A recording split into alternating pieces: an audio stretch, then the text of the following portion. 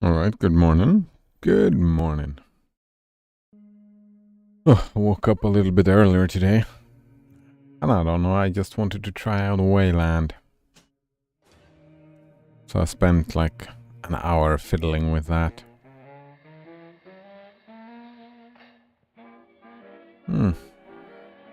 It couldn't really...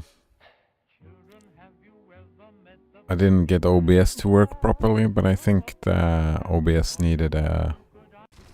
What's it called? Some sort of extra. Yes, some sort of extra, I think.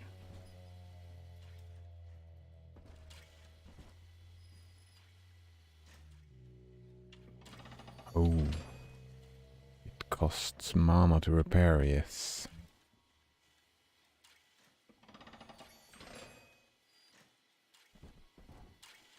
This fucking place is mine. Yeah, I did hack this whole place. Oh, nope, not the whole place.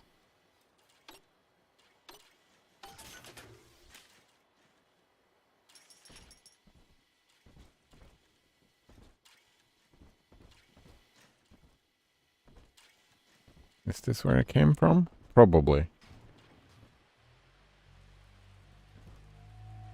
Don't remember the promenade, but let's go check it out.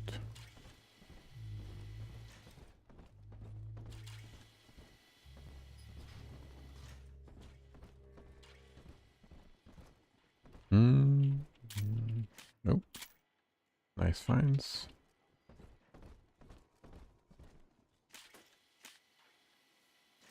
Party machines, eh?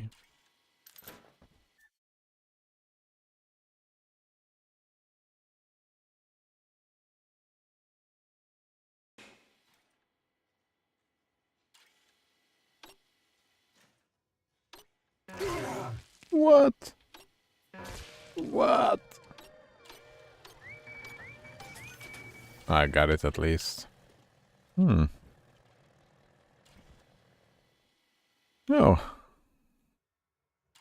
Good day, Node Runner. How are you doing today?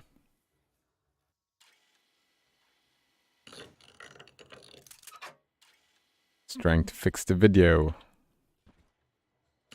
Actually, I'm quite curious and... Oh, man. These are auto-hacked arts. So we can run and get them if we want to. Yeah, I'm trying out WeChat today as well. See how that feels. I think one of the... Whoa, hello. One of the plugins I loaded. I'm not sure if it's working as it should.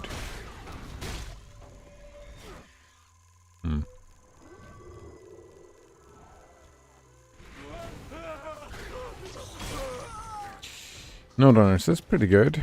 Feeling pretty good today. Old School RuneScape released on Steam. I haven't played any RuneScape. Why is Old School better than not Old School?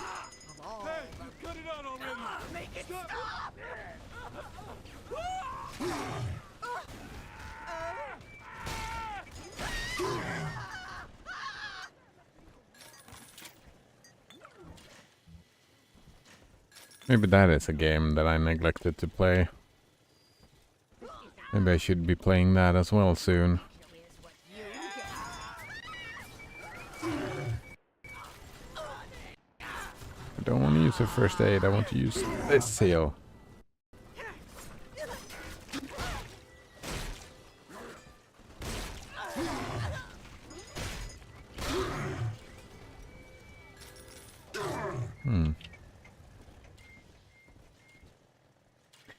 Node Runner says that a lot of people think Old School is better. But he doesn't actually think that. Oh, it's like, is it significantly different? Like vanilla World of Warcraft, right? A lot of people saying that is better. I'm probably one. Well, I don't know. I don't like World of Warcraft anymore. And I did enjoy playing classic World of Warcraft. I haven't even played the new expansion or the one before that, I don't think.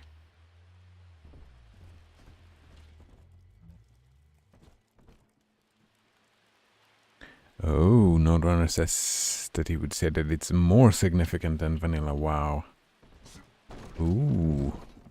That is interesting. So it is super different then. There she is. Get her. Oops. That bodyguard ain't one of your long losts. That was not the one I wanted to piss off.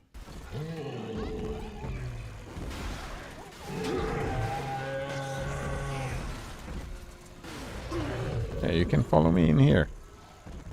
Get over here. I've got some friends for you.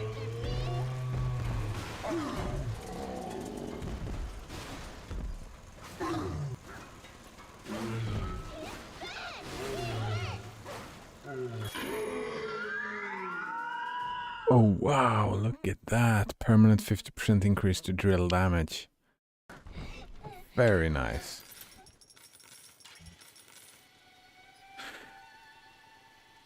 Ah, but maybe RuneScape should be put on the list as well.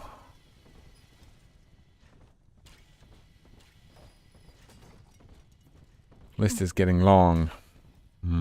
Yes, it is indeed. Longer and longer.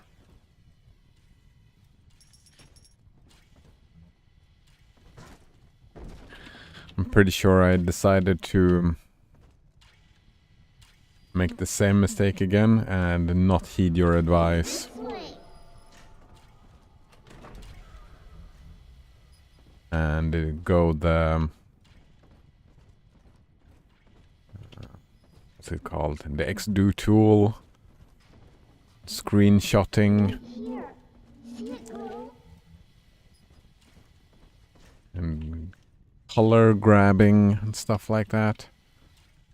I mean, you said it's too slow, but man, it sounds fun. It sounds like it's not gonna work very well, but for my purposes, it hopefully will work all right. And you won't get it. You'll be sorry when I find you. You deranged fool! Mr. B. Stop it! Daddy's mad and story! Chuck-a-da-boom!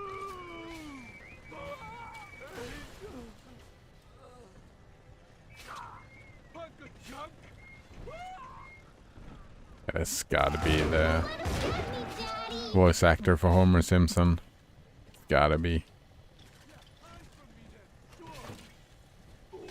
Have you been playing a lot of RuneScape, Nodrunner? Oh. He says there has been 3 iterations of RuneScape. RuneScape 1, Classic, RuneScape 2, which is old school, and that is old school, was just released on Steam, and RuneScape 3, which is just called RuneScape. And as far as I understood, your recommendation would be RuneScape 3, or just RuneScape.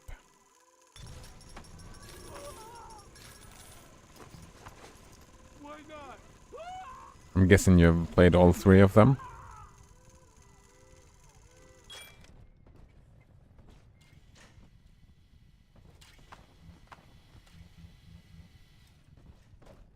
Hidey hole is near, Daddy. Oh, I'm sleepy.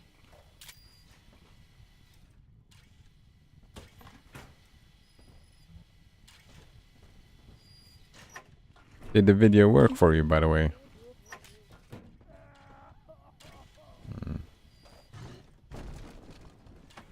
I hadn't even thought about that, you know, streaming with MPV. I mean, it is very similar, streaming and watching video. I don't know why I didn't even think about it. It sounds like a good idea. Fun idea, maybe even. Nodrunner have played all 3 of them.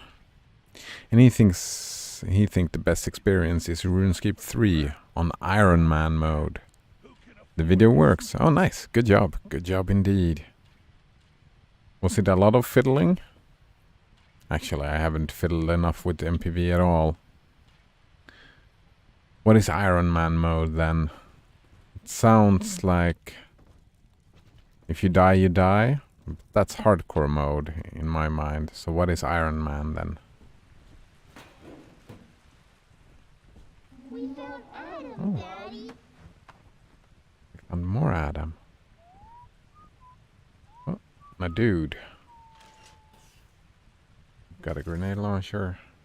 Spear thing. I'm guessing spear thing is the way to go.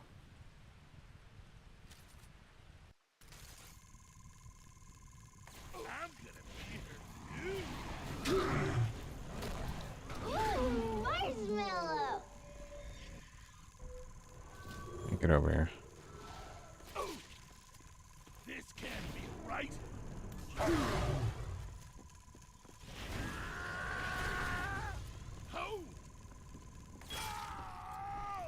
Alright, the spear ammo sucks. So bad. So bad. What about the rocket spear? Trap spear. There we go. That's gotta be a good one though. Runner says that hardcore Iron Man is you die, you die. But then there's normal Iron Man, which imposes restrictions on you, but actually makes the game a better experience as a result. What types of restrictions?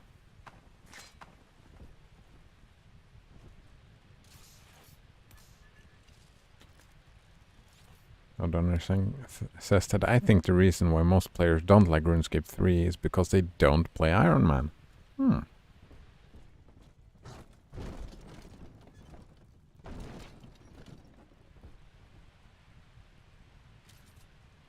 think that is a piece of advice that I'll probably take you up on. If I ever play RuneScape, then I'll try and remember to play it on Iron Man.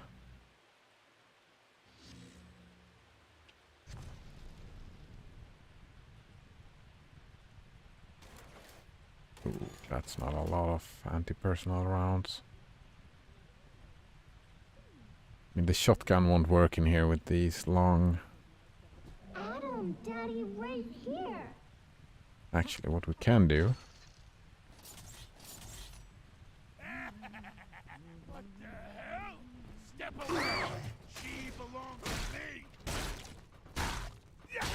to me. Leadhead. Get wrecked.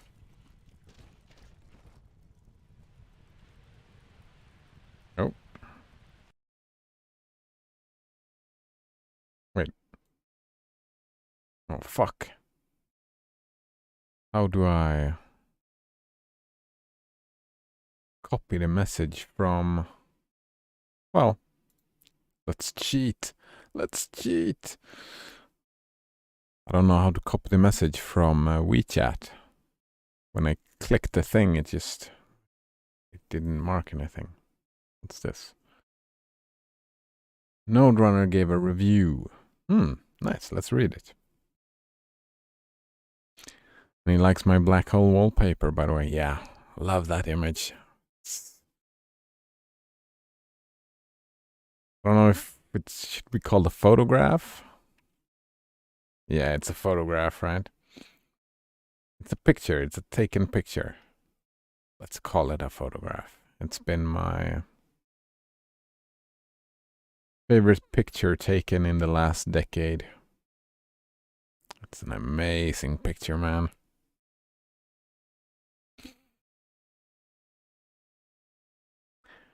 All right. When creating a character, create an Iron Man to have a better overall experience. Nice. Most of the microtransactions are disabled, including pay to win. Nice. No player-to-player trade, so you can't ever get scammed, lured, or tempted to do real-world trading. I'm not tempted to do real-world trading. I've played a little bit of Eve, so this kind of makes me happy that this happens. But real-world trading, don't think I've ever... Well, pay to win, like, that could be considered real world trading. Buying from the actual developer. I've done that a couple of times. So, maybe good point. No grand exchange trades. The state of the in-game economy literally doesn't affect you. Ooh.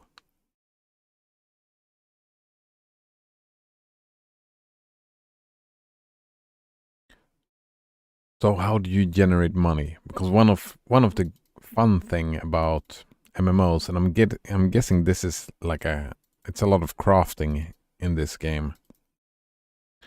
Like a lot of MMO fun that I've had was crafting and selling stuff to other people. No double XP weekend, so you don't feel pressured to play an unhealthy amount.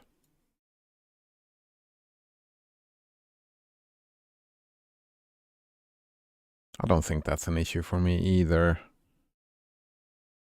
Like especially now that I have my routine, like I play 4 hours a day. 3 mostly, and then I read for another hour. Yeah, you're playing through the game's content as it was intended. Play hardcore for the extra challenge. Ugh. Oh, if you die, you turn into a normal Iron Man anyway. So, hardcore is just, you're not fucked. It's just, your hardcore playthrough is over. And you go back to normal Iron Man. The ability to switch to a regular account if you decide you don't like it. Alright. Then, I mean, one might as well. I mean, I'm guessing that one might as well start as a hardcore Iron Man. And if you die, well, then you're an Iron Man. And if you don't like it, you just switch back.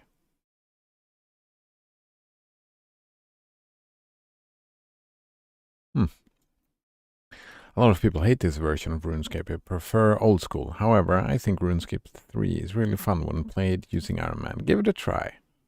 You can add me as a friend if you want. Node Runner.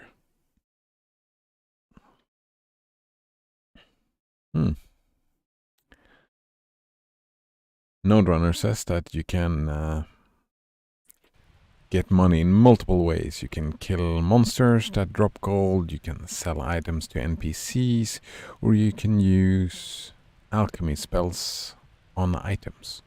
Alchemy spells. That's...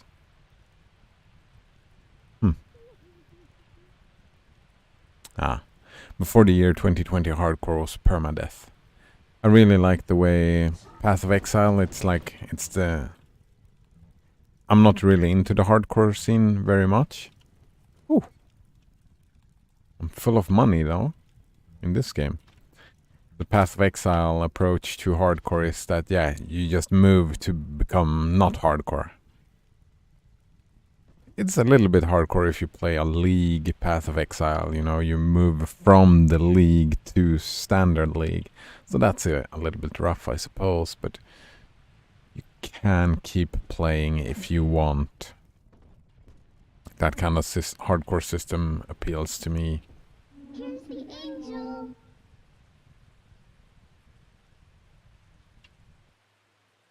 Alright, I was gonna set up traps, but I didn't.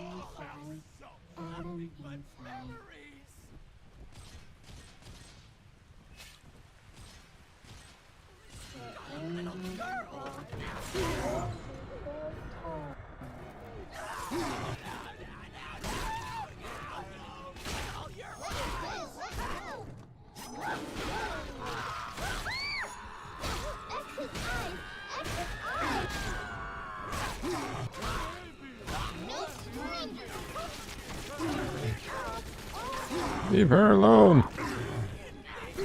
Whoa. All my first aid kits, eh? Daddy's giving you stars and parties. Nobody has my daddy.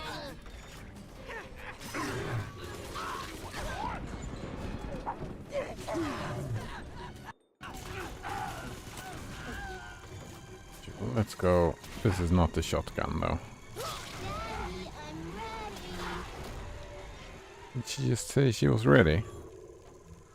They did, nice. Than other daddies.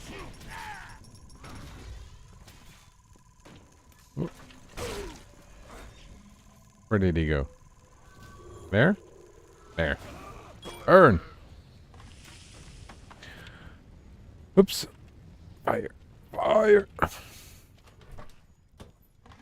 Node Runner says, you also get some vanity, like an Iron Man specific cosmetic armor and colored name with a skull next to it. Yeah. That's like one of the main benefits of hardcore is the... Wait, they renamed the thing. It's called clout nowadays, right? It's clout. Almost to bedtime.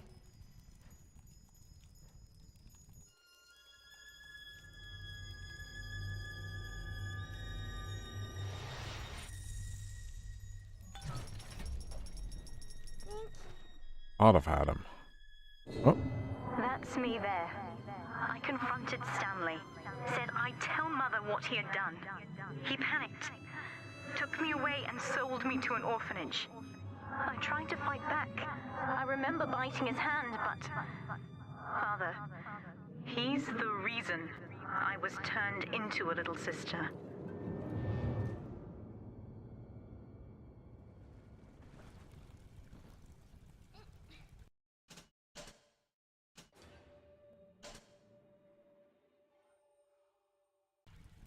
I mean, doesn't seem way worse than any other character we've run into in this game.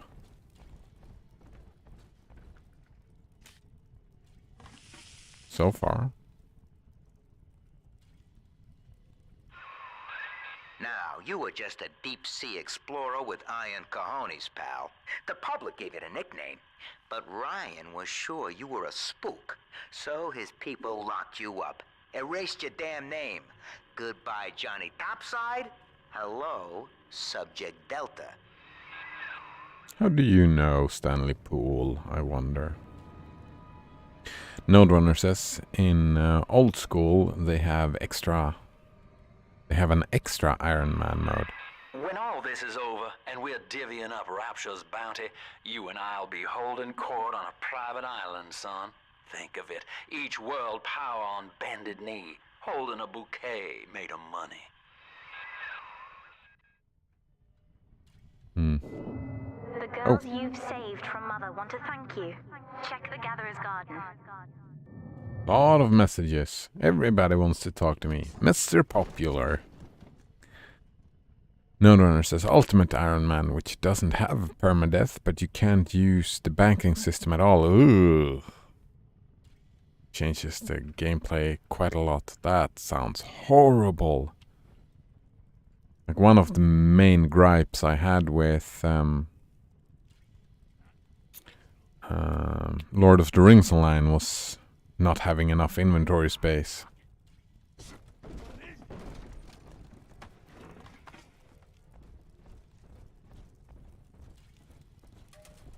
Alright, let's spend some cash. Spend some cash.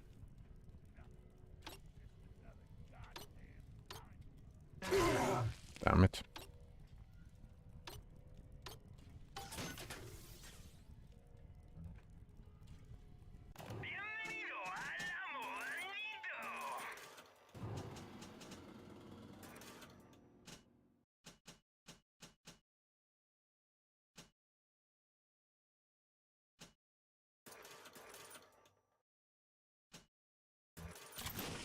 Oh no, we crashed again.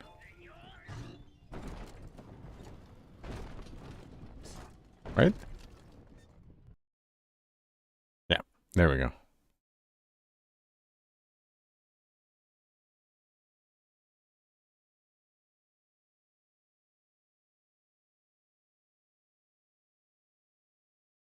I mean, the crashes sucks and all that, but it's not that bad. As soon as you figure out that it's like almost every time it's the menus, you can play around the crashes.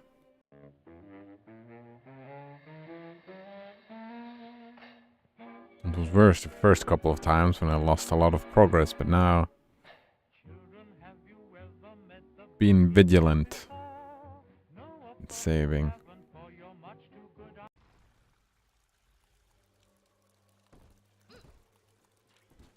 Where was the thing? This was the thing. I wanted to buy some drill fuel, but... Now,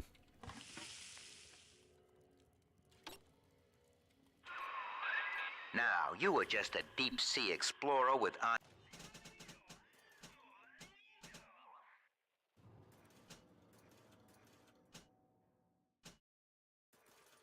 Cojones, pal.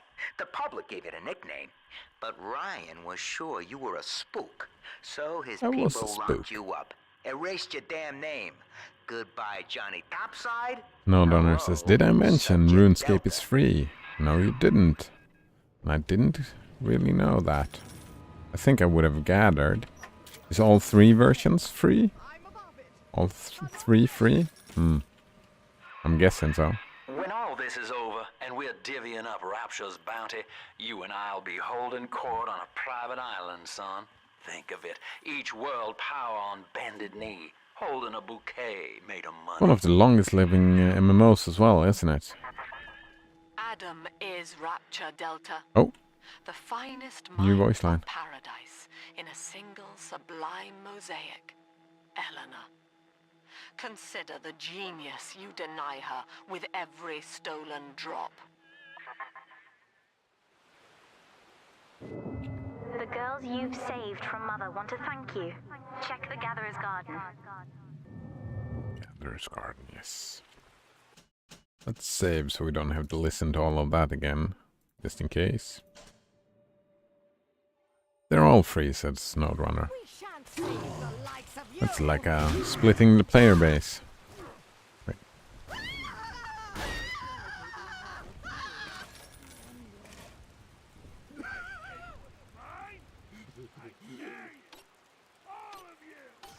Baby? I better get cut food! I ain't dead! You hear that? Ha ha ha, I ain't dead. And he was.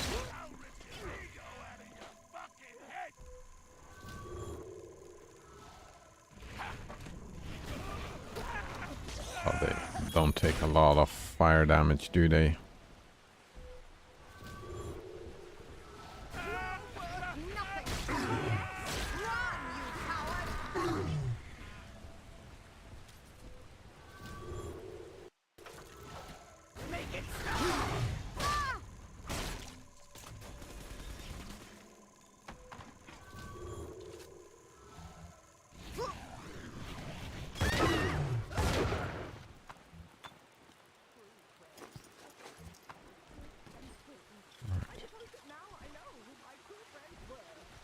Yeah, like a lot of free games, RuneScape has an optional subscription. The Snowrunner. Lord of the Rings have that as well. And I feel that's a pretty good deal. EVE Online has that. Well, EVE Online has a subscription, but it has like a trial account state, so you can play it for free, but when you reach a certain point, in EVE Online, it is time to pay.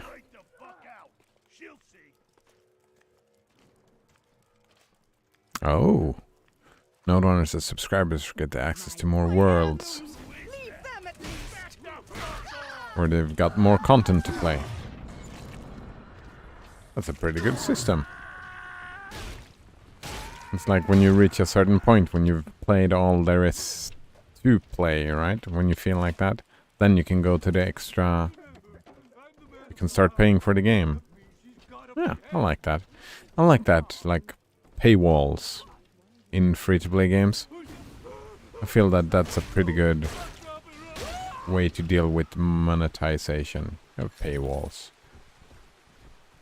Like in Path of Exile you have paywalls, in Warframe you have paywalls, and in EVE's monetization is kinda rough. You have paywalls, and RuneScape has paywalls. Awareness of self is no miracle, Eleanor. It is a trick of the gene, an endless inner refrain asking, what's in it for me? To serve the world, we must grow deaf to the self. Are you ready? Now, stop listening to my voice. Stop listening. Stop. Difficult, isn't it? Human verbal cues are defensive coloration, camouflage. Play this recording until you no longer hear the words. Then you may observe the people for who they are. You can't stand up to me. Came back, huh? Yeah, I rock all the time. my immersion is not equal in this game. He's not a believable character. Like, a lot of her behavior has been narcissistic, and now she's been talking about releasing the self. She's like, she hasn't followed her own advice, not even close. It'll be okay.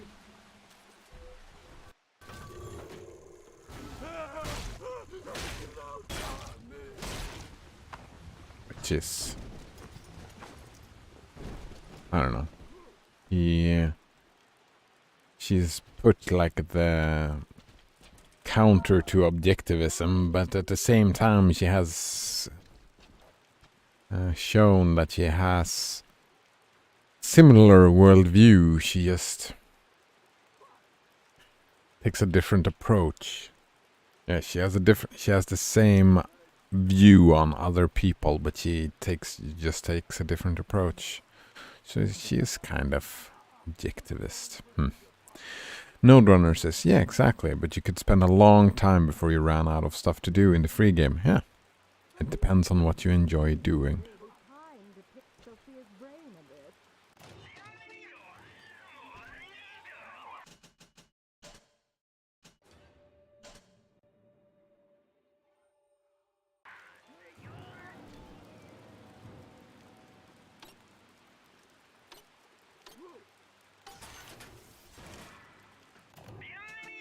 Well, it depends on what you enjoy doing, but also, right, wanting to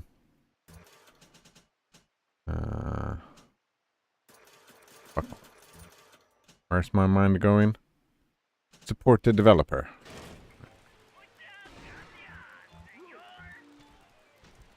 I remember when when Necros Prime. I think that was the last time I spent money in Warframe. Like I was in a point where I really didn't need to spend any more money. Like, there was no need, it was just... At the time, Necros was my favorite Warframe. Like, I could have farmed it easily, I was prepared, like, all the game was easy for me. But I wanted to vote with my wallet, so to speak. Like, I've had so much good times, I wanted to spend some... Oh fuck, I was gonna take a photo on him, I think. Here's what you get. You know, just... Ooh! Ooh, that hurts.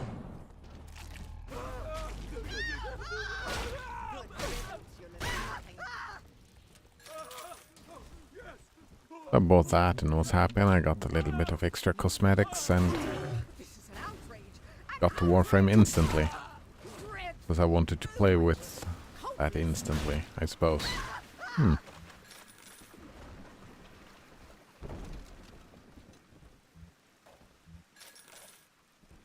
You can pay for your subscription in using in-game gold, says Node Runner. It's the same in a lot of MMOs now, I think. I did. You can do that in EVE Online as well, but that's kind of... You need to be super rich in that type of game. Wait, no.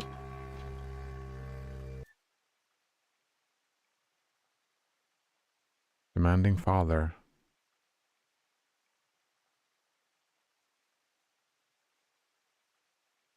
gather at them more quickly. Oh, that's pretty good.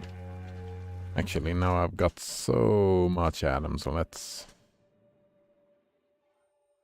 save this and let's purchase. I think I can fill these out now. Yes. Oh no. No, I can't. Oh.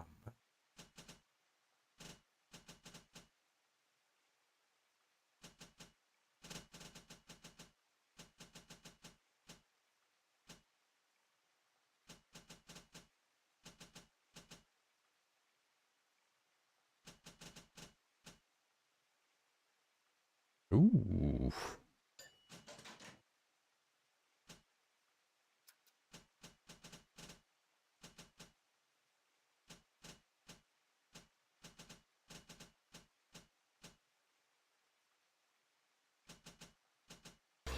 Alright. No crashing? Nice. No crashing.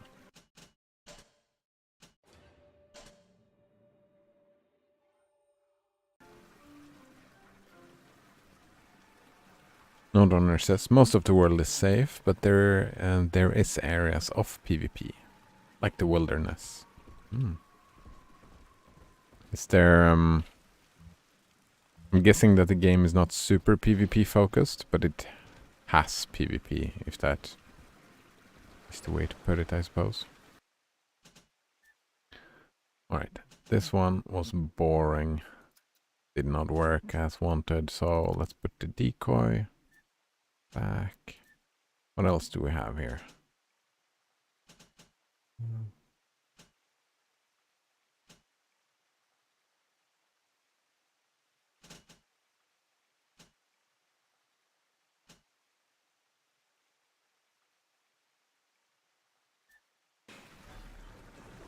Just stay with that, I suppose.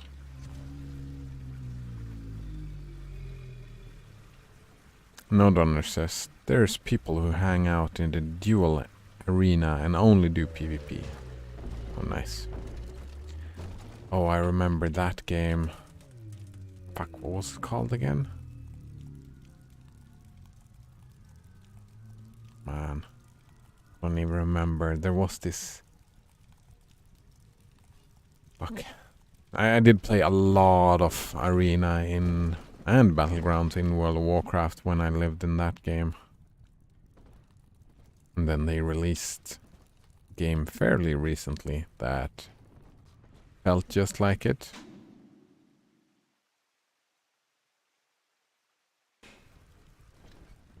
Felt like it was top down and stuff, but it felt just like. Alright, there's one. Clobber the big palooka and grab the sister. Alright. You can duke it out if you like. I'll go over here and do some shopping while you have your fun. Proximity mines. Nice. Ooh. Nope.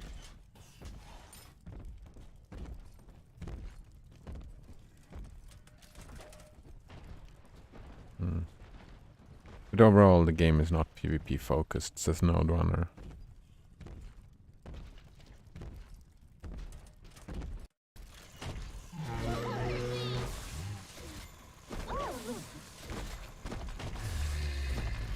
Oh wow. Did you see all that damage? Oh. I blew myself up. Good job.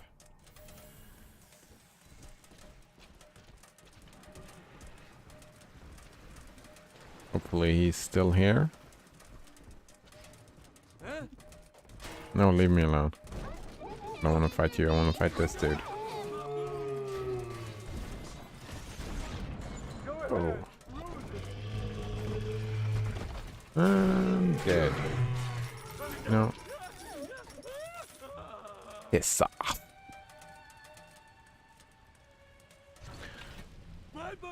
Is there a lot of crafting in the game?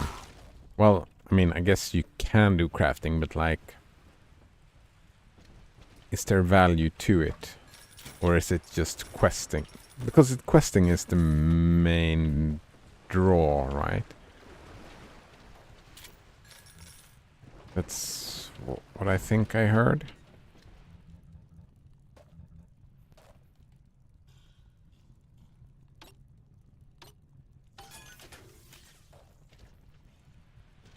The questing was good and fun.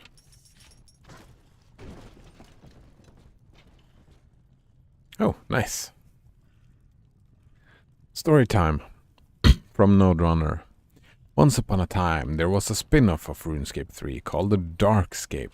The whole world was PvP, and there was low, mid, and high risk zones. The higher the risk, the wider the range of player levels that can attack each other. There was 3 markers in each of the zones, and the idea was to make money by trafficking goods from low-risk zones to high-risk areas. But I really liked this version of the game, but it was shut down due to lack of players. Questing is completely optional. So what is the main draw of the game? That sounds inspired by Eve Offline. The 3-tiered risk zones.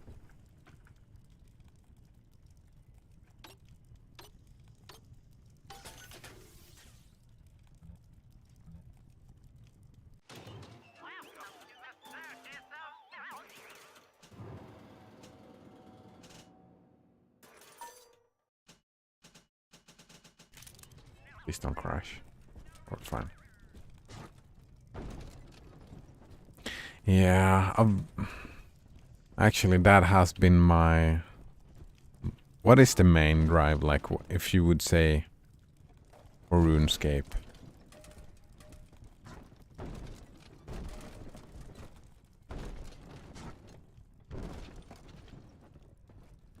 Like in World of Warcraft, it's the dungeoneering, right?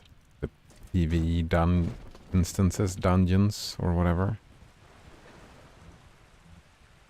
Yeah, but I've been wanting an MMO that has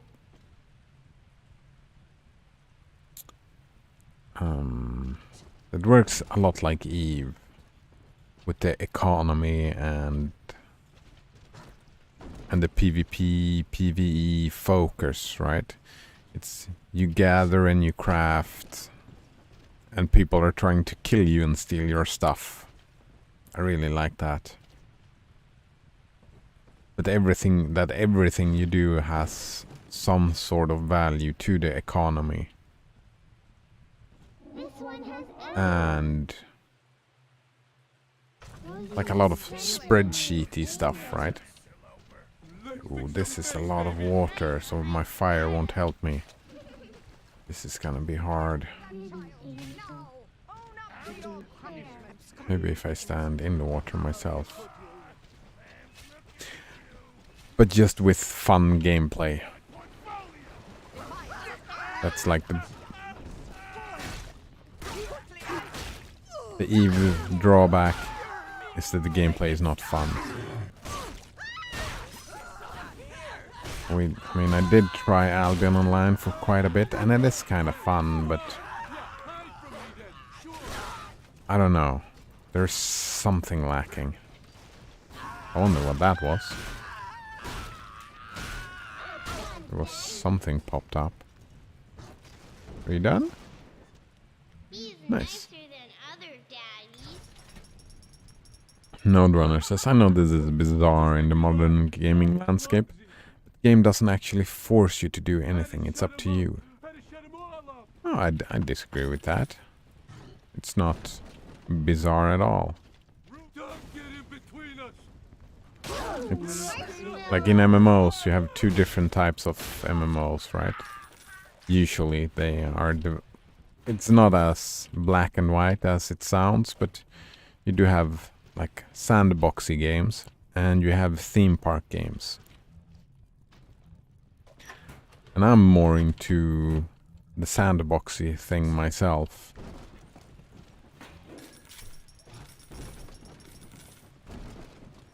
Like where you make your own goals and whatnot. I really liked Black Desert, for example. I role-played like a wagon merchant. I made wagons. What is that?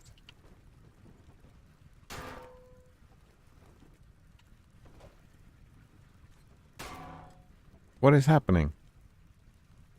Oh, is it? No? Something is happening, right? Oh, it's a bug.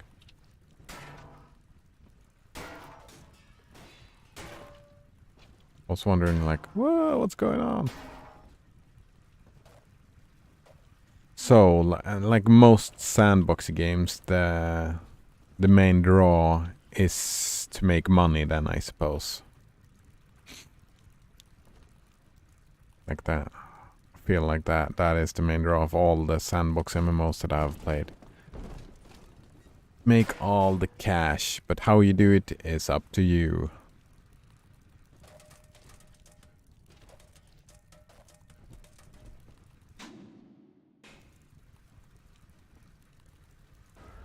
See?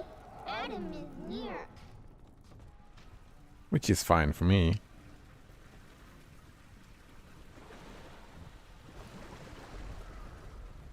Here we got the last one. Daddy? Node Runner says that some people like skilling, alright, leveling up. Some people like questing, doing quests. Some people like PvPing and making money in the grand exchange. If you like sandbox style MMOs, I think you'll like it. Oh yeah. Yeah, it's been like I've said, this is about playing games that I've neglected. And that actually feels like a proper neglect. Can they shoot through here? No. I can just stand in here, I think. Well, Adam, Daddy? it's never gonna be that easy, but Who watches over sleeping angels? I do. I do. where's my shotgun? It's a bit too far for the shotgun. That won't save you, you mope.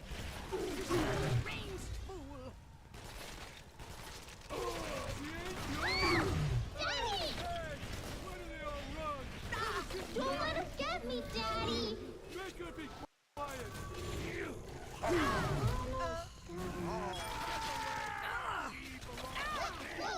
Daddy's giving you a sword and party! Oof. Alright. Screw this. Self-preservation. Stop doing that.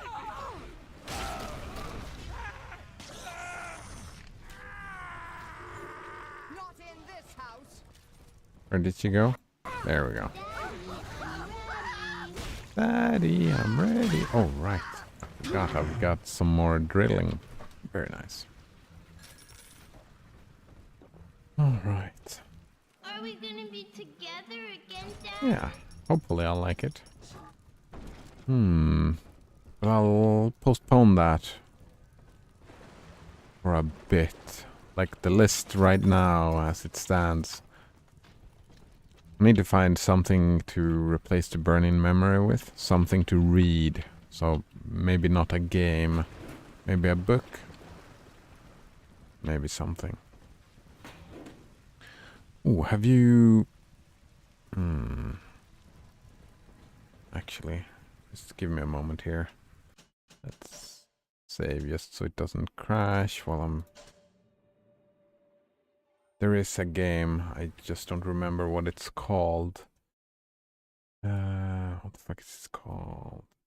Let's check. Nope. What am I doing? Here we go.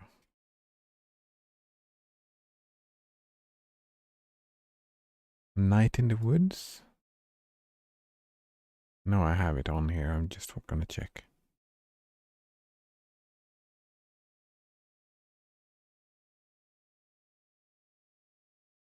Node Runner says, I feel like the philosophy in this game, I'm thinking you're talking about Bioshock, is tries to be more profound than it is.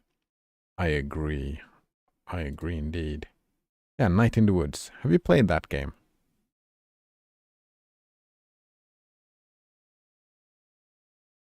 Night in the woods. It's been quite.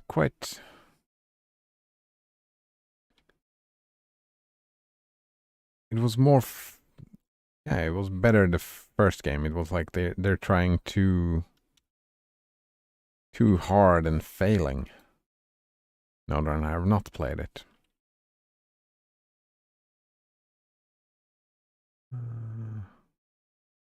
Fuck. Oh, actually, let's start Lutris again, and this should work, right? Oh wait, no, that's not.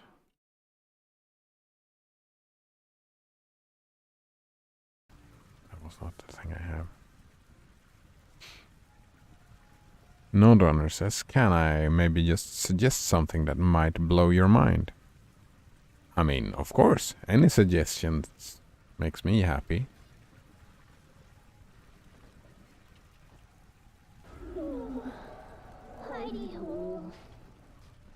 I mean, I think you oversold it a little bit. Think that'll blow my mind? We'll see, we'll see. Sleepy time is near. Rescue.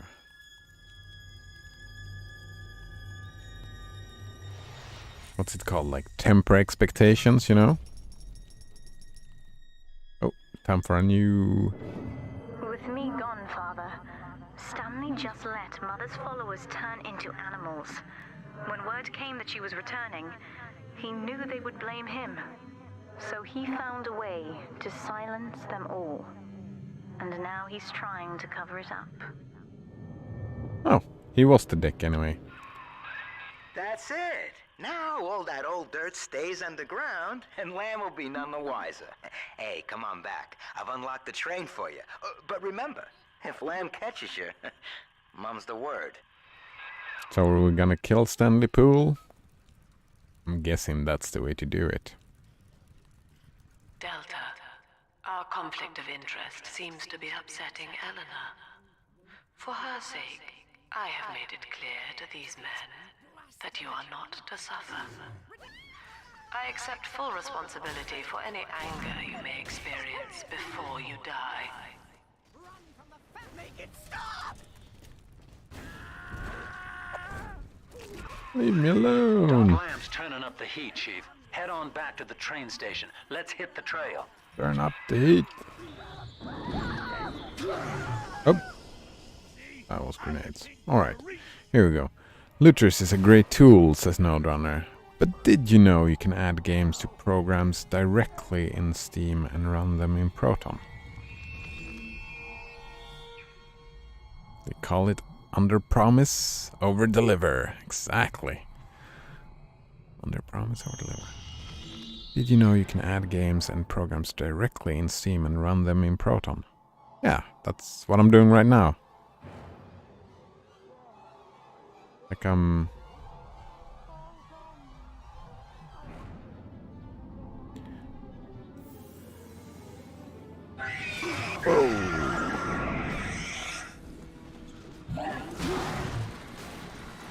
up the heat.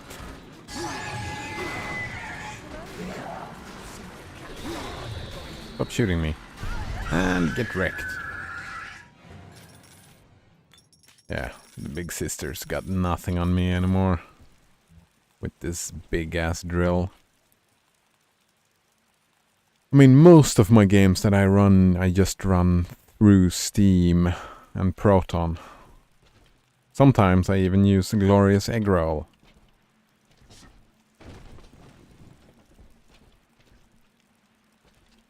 But like Epic Games...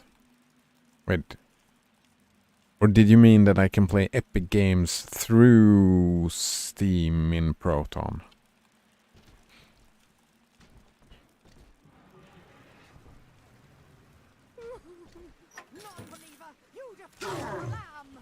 Like I feel like Steam and Proton obfuscates some of the stuff that I want. True utopian, brilliant beyond measure, but utterly selfless. As she ascends, Delta, you and I will seem as dogs, circling and snarling amid the afterbirth.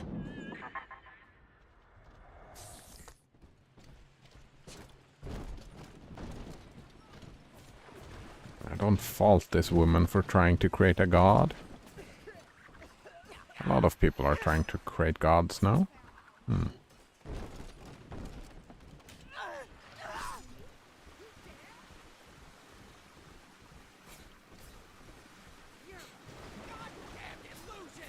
I'm pretty sure like some of the people working on AI. I have known for years of Stanley's betrayal here, and had forgiven him. But in compromising Eleanor now, he seals his fate. You see, it was Stanley who turned you into Ryan. He is responsible for what you have become. The security booth is open now. You may have your revenge. Oh, how very kind. Let's have my revenge. Sweet Jesus. Hmm? Lamb knew? And she just let me hang myself out the... Oh, God. No. Come on, pal. The train's ready. Just let me live.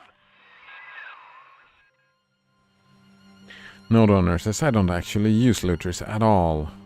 It's all done within Steam.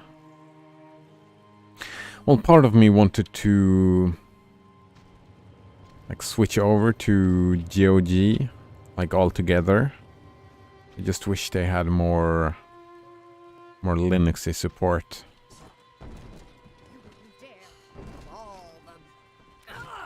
Just because the DRM free, you know, voting with your wallet kind of deal. Mother's not lying this time, Father. He really did it. To both of us.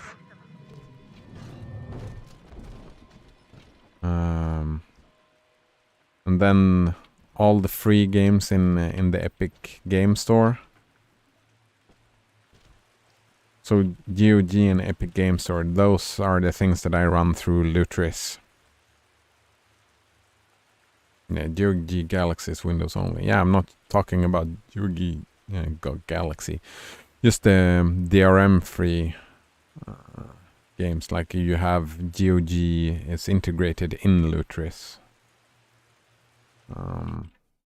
Like if we do this, like I can, this is my my GOG library, right? It's all connected, right?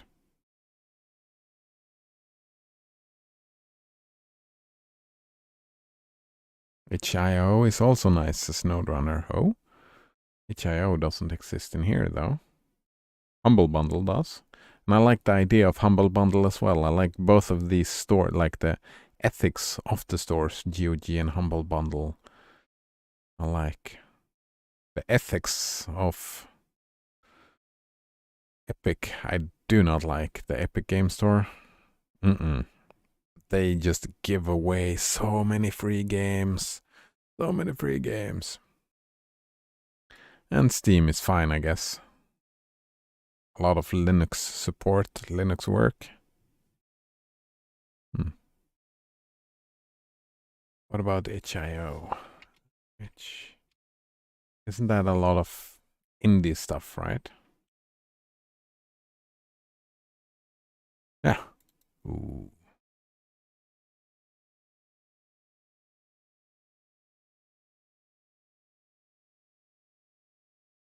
Actually, put this here. That's a good thing to check out from time to time.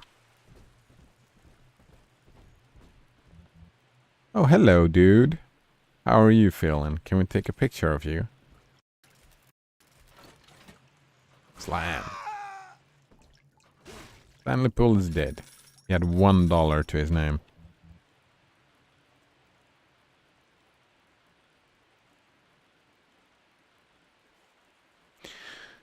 However, you can run it inside of Steam on Proton.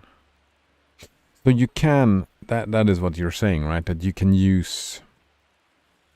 run the Epic Game Store through Proton. And you can run GOG Galaxy through Proton. You can run all the stuff through Proton. That is kind of mind-blowing. Now that you say it, it makes sense. And then you could have all your stuff in one place and have Steam work as Proton works, right?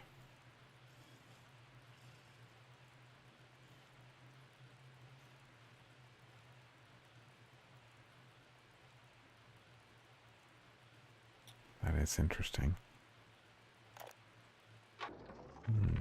So, Lamb broke out, and she's coming back. Wow. Okay, didn't see that coming, but okay. That is gonna be... what am I gonna do? And I've heard a lot of these people down here talking. Some of them I know saw the thing with Eleanor, and who knows what. You can't just stop, a whole cult from talking, can you? Well, maybe you can. Yeah. Maybe you can.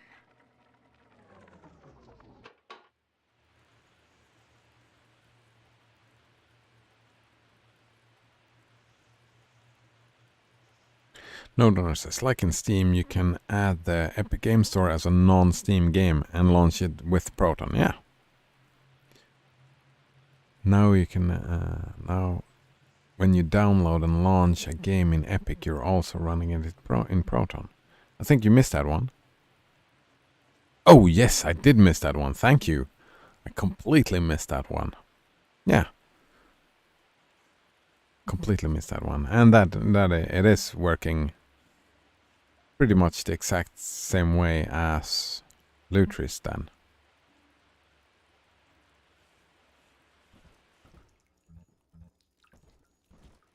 Because you can do the same with Lutris, right? You can install any Steam game and run that through Lutris. You could use one or the other as your main game launcher. And you could launch all your games through either of those two programs. I'm guessing you could do the same with GOG Galaxy if you just make your own wine bottle in GOG Galaxy and have everything run through your own setup, but that seems annoying.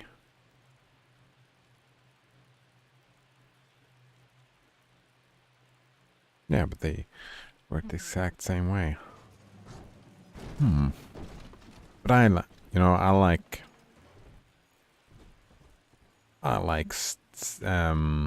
Lutris a lot, right? It's more lightweight than Steam, isn't it? So part of me wants to run the Steam games through Lutris without ever starting Steam. I can do that with the Epic Game Store, right? I can open the Epic Game Store, install the game, then I can just through, well, not even Lutris, but through Lutris. No, actually I just made a script for the other one. I can launch a game without ever starting the Epic Game Store, and that is something that I do like. It's not working the same as Lutris. Lutris is more about applying fixes automatically for specific games. I mean, you set up your wine bottles and all of that in Lutris, right? And Lutris have scripts that does that for you, but you can also use the Lutris interface to set up your own, just like you can in Proton, right? You can go in your bottle and make changes in both of them. Like Proton is setting up a wine environment for your game, and Lutris is setting up a wine environment for your game. Isn't that?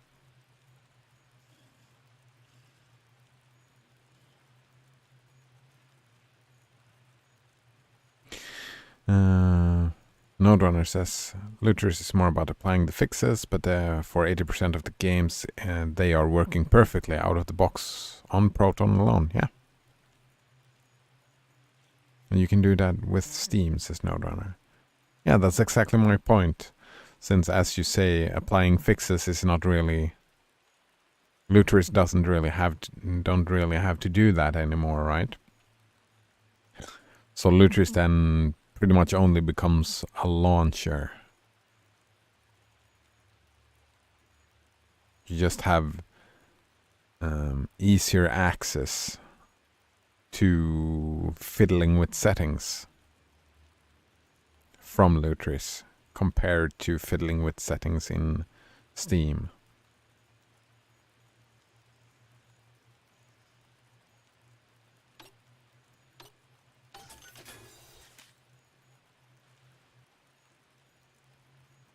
Nodrunner says, I mean, you can run games without Steam running. Yeah. There's multiple methods depending on the game. Yeah, right, you can just go in and start it with... Because if I understand it correctly, what Proton does is that it creates a wine environment, right? That is pretty much what it does. So you could just go into the wine bottle, set the wine prefix to the wine bottle, and then just launch the executable that is somewhere in there, right? You just need to find it, right? Or am I misunderstanding something there?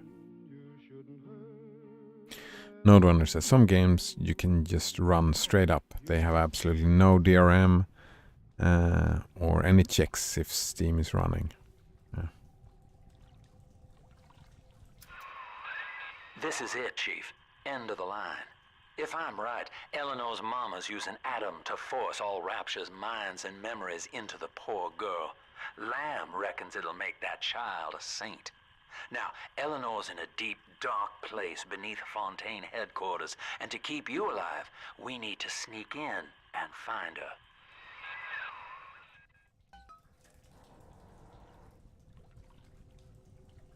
I mean, I kind of feel like, even though she is fucking stupid, this Lamb, and not believable at all, as they have created this world in this game, everybody we're running into that's trying to kill us is a willing follower of Lamb. Right? That makes us the antagonist of the story. Like, they're all democratically wanting to try to turn Eleanor into a god. I mean, Eleanor probably doesn't want that. It seems that way anyway. But I mean, we're rescuing the little sisters. I suppose that's a thing. They were not willing participants. And that's kind of fucked.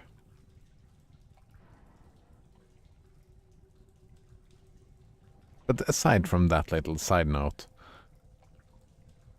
I don't know. Nodrunner says, I'm talking about Linux native games. Oh. But it does actually apply to Windows games as well. Yeah.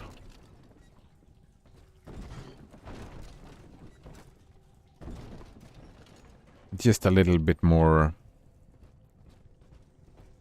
hidden within Steam, right? If I want to find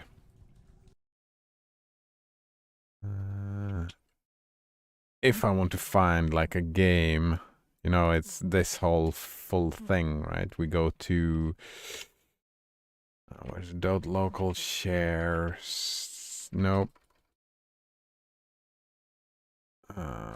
What is it then? Steam.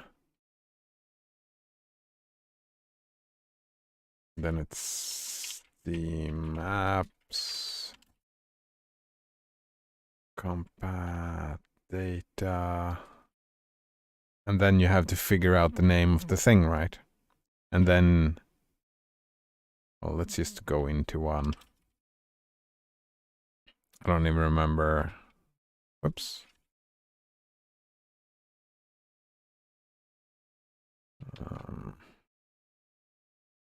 Let's just go in to anyone, right? Then here, there you have it. The PFX is the bottle. While in Lutris, here is the bottle. It's right there. It's just CD games. I'm guessing you can configure Proton as you want to and change this all around. And also I can...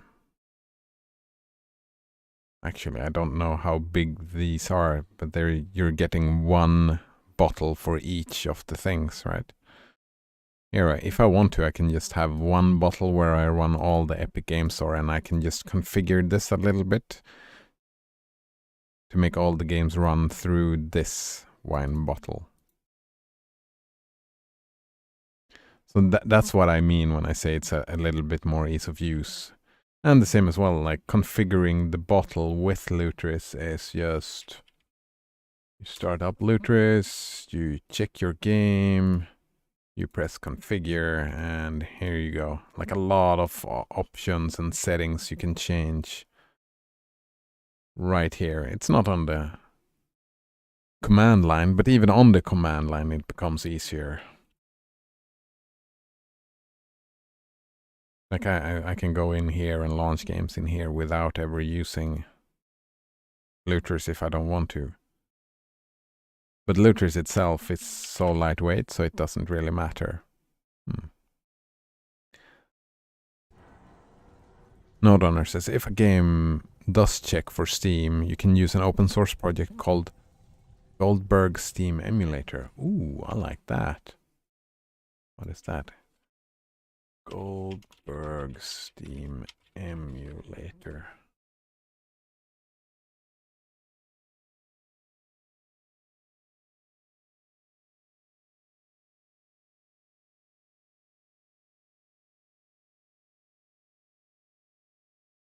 This is a Steam emulator that emulates Steam Online features on LAN. It works both for Linux and Windows.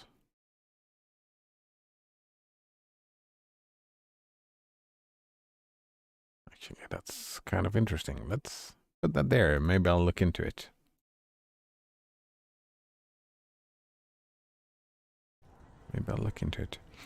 To trick the game into thinking, NodeRunner continues, to trick the game into thinking that Steam is running when it is not. This works for most games. And then he gave the link. Oh, by the way, you gave me the tip of WeChat, right? How, if I want to copy like some of the text you've written, how do I do that? If I want to copy the link you just posted. I did find it myself now, but if I wanted to copy it, how do I do that in WeChat?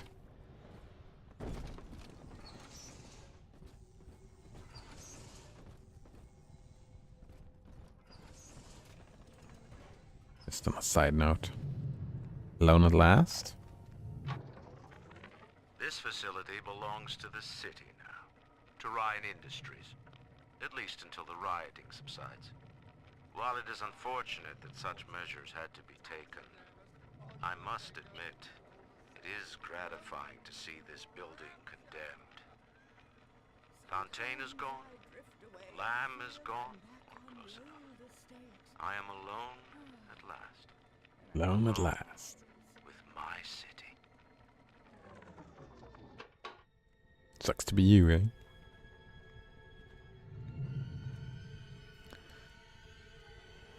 NodeRunner says that's not a WeChat thing. That depends on what terminal you're using.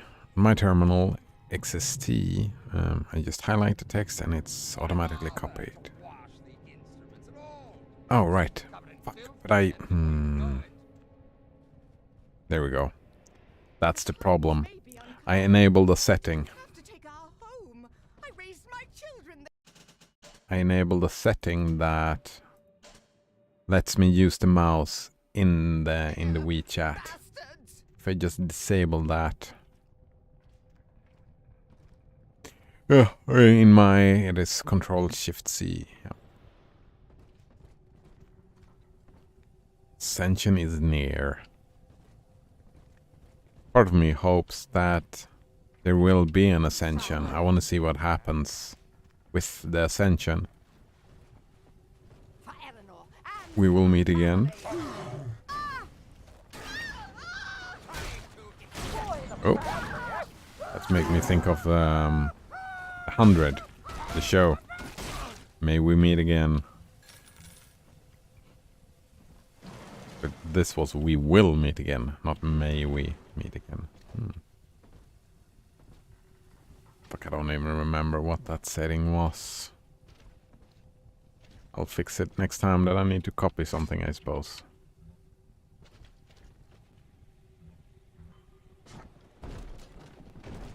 Thought about that. I have a very reactive personality. Actually, I've been thinking about that quite a bit. Like just personality types. And that, like, rather than being proactive, I have a reactive personality type. And I've read quite a bit of psychology, but I've never... Damage research. Yeah, let's go for that.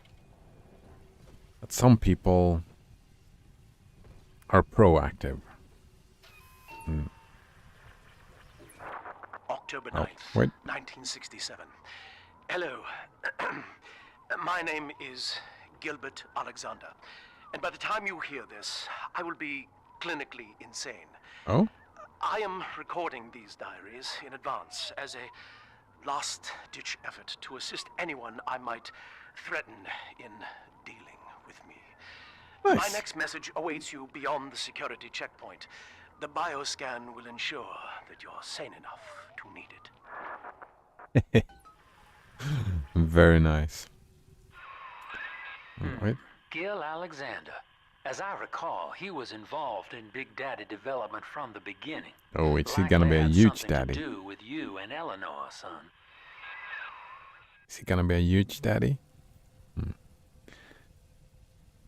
Nodrunner asks, does your reactive personality also involve being externally motivated? Externally motivated. I think for me personally, well, that's a difficult question. Externally, like when I think about motivation, are we talking about extrinsic and intrinsic? Then probably yes.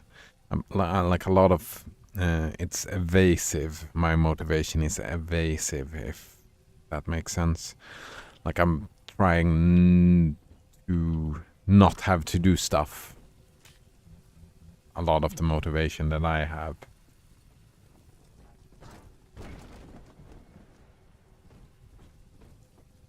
Depends on what you mean by externally motivated. I don't think that the reactive personality necessitates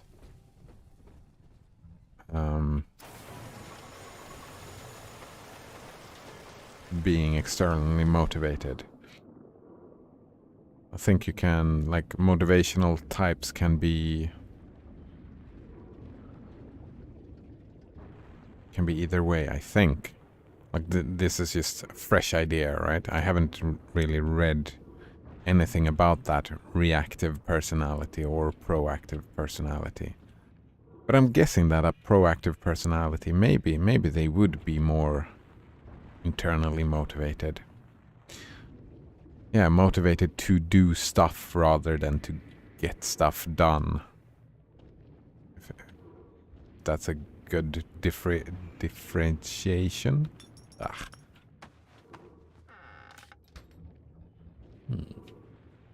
Maybe that just is the difference. Yes, I've just thought about it in a different semantical wording attitude.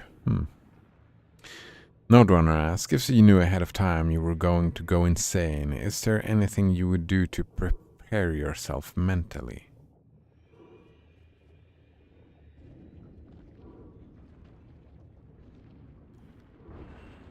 Like, what's your definition of insane here? Is that, like, schizophrenic? Insane is a bit of a vague term in this situation. Like, if I became dangerous to other people, like you're talking about this dude setting up the videos. If I became a danger to others, well, I would, if I knew that I would become a danger to others, I would check myself in a facility, right? But he doesn't have that luxury, does he?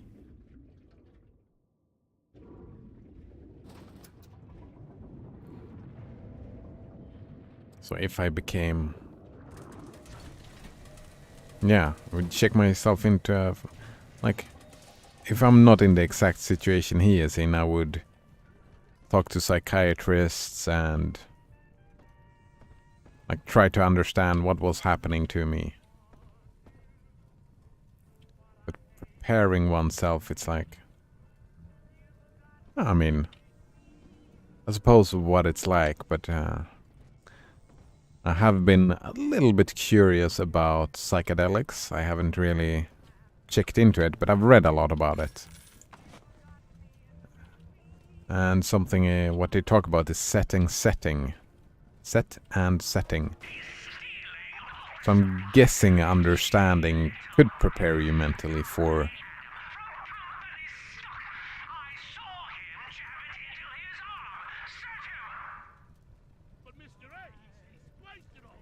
Hmm.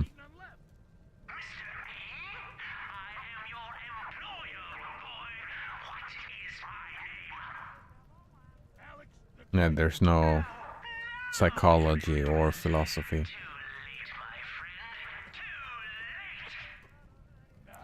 It's kind of, it feels like a little bit of the story in this game is a missed opportunity. Like the first game was based heavily on the, what was it called, Atlas Rising? I don't remember, but the objectivism and Ayn Rand, right? This, it seems like they wanted to base it on psychiatry somehow, but then they just didn't. Like they could have gone with some psychiatrist like Skinner or whatever and just gone with his philosophical, or maybe even Freud, you know, and go with their philosophical ideas about, and gone mad with that, but I don't know. No, Donner says, I imagine it would be similar to how people prepare for an LSD or mushroom trip. Yeah, that's exactly what I was thinking as well, right? If you knew in advance that's something that would happen to you.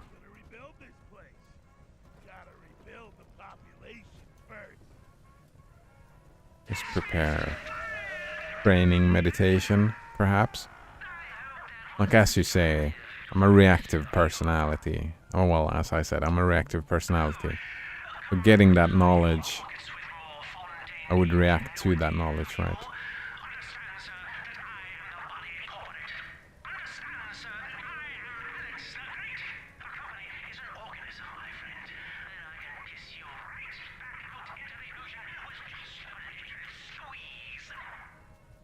The voice line was kind of annoying here, it was difficult to listen to.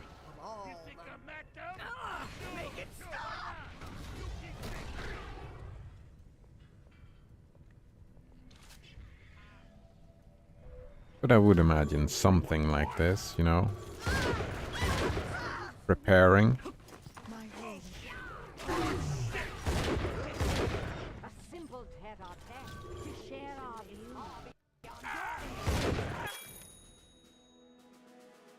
Ooh, natural camouflage. Need some peace and quiet. Remember, seeing is believing. Alright, let's do this time. Fountain of Youth. Keen Observer. There we go.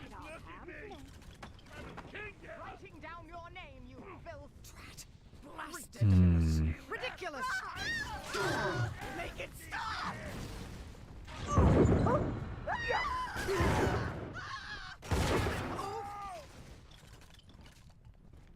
You trash! I wonder if it is just a motivational thing.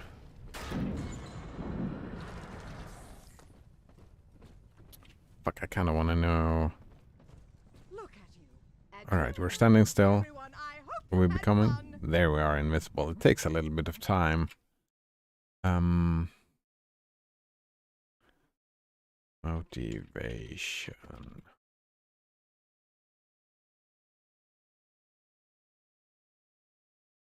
Don't need that anymore. Oh, this article has multiple issues. Please improve it.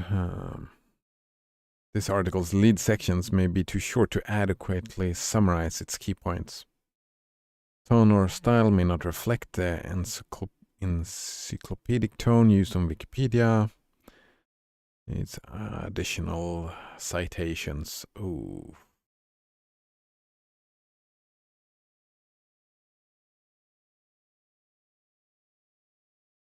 Yeah, intrinsic, extrinsics. That is what I was interested in, right? Intrinsic motivation has been studied since the 70s. Intrinsic motivation is a behavior that is driven by satisfying internal rewards. For example, an athlete might enjoy playing football for the experience rather than the award. It is an interest or enjoyment of the task itself.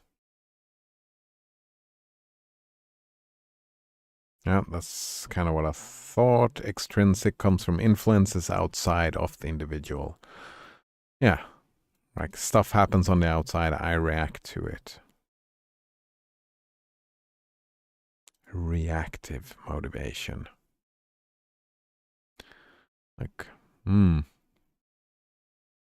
like I didn't switch to Linux. I had the idea, the thinking about switching to Linux for a long time, but I really didn't do it until my old computer stopped working with Windows. Then I made a switch.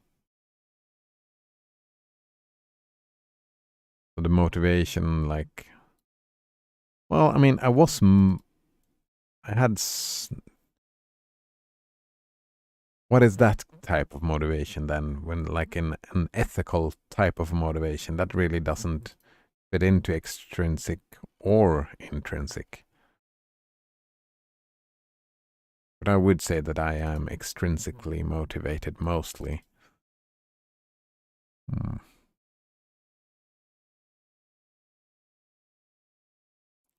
mean, this leads to a not very initiative-taking individual, right? And that sounds like me. Not a lot of taking. Yeah. Not a lot of initiative from my side. Node Runner says the story feels whiny.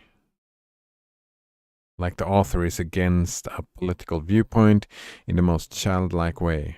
Ironically, it reminds me of how Ayn Rand views felt childlike as well. Yeah, exactly, right?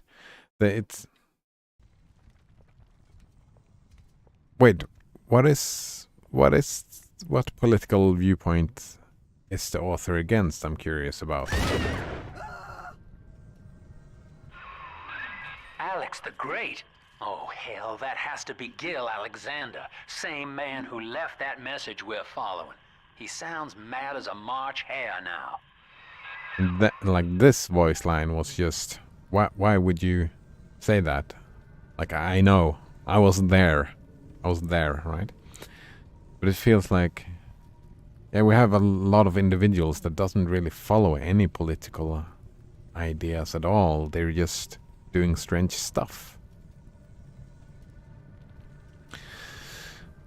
Oh, good morning, Colgate In on Tap and Blockbuster0980, who says, hi, hello to you, nice to meet you. I think I haven't met you before. Colgate In on Tap says, you broke motivation? How does one break motivation? And Blockbuster says, bye-bye, alright, nice to meet you. Oh, well, I suppose. Blockbuster, maybe see you another time. Cheers. Guess.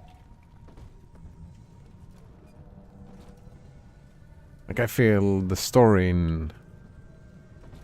I can't wrap my head around what's actually happening. It feels like everybody's just being silly and stupid, and where are what political thing would they be working against? Node runner says, like, there was an enemy earlier who was just yelling self-preservation. The character was written as if to mock the use of force in self-defense. I didn't pay attention to that at all. It was just yelling self-preservation. The character was written as if to mock the use of force in self-defense. I didn't even notice that, but that's just silly, right?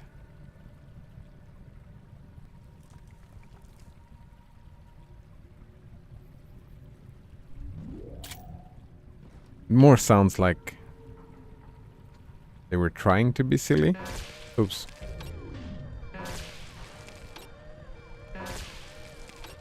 I'm terrible at this.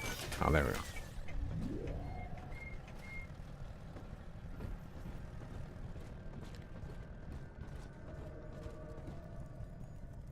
Yeah, that sounds kind of weird. Just yelling self-preservation as you start.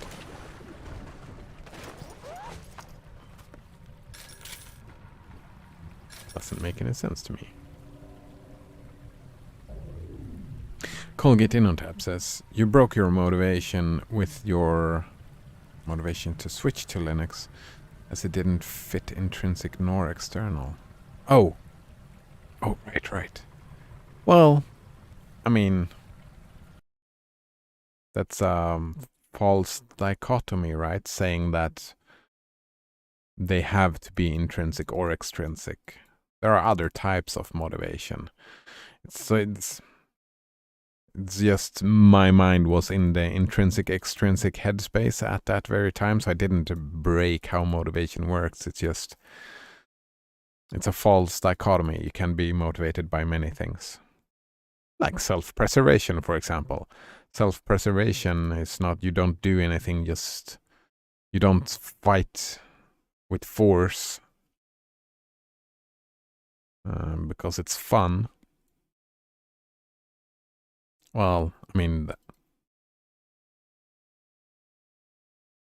like it can be seen as a driving force, a motivational force, right? If we say self-preservation as motivation. Some of them could be considered extrinsics, kinda, and some other could be intrinsic. Depends on your viewpoint, right? And it doesn't, like every model of psychology doesn't always work for everything.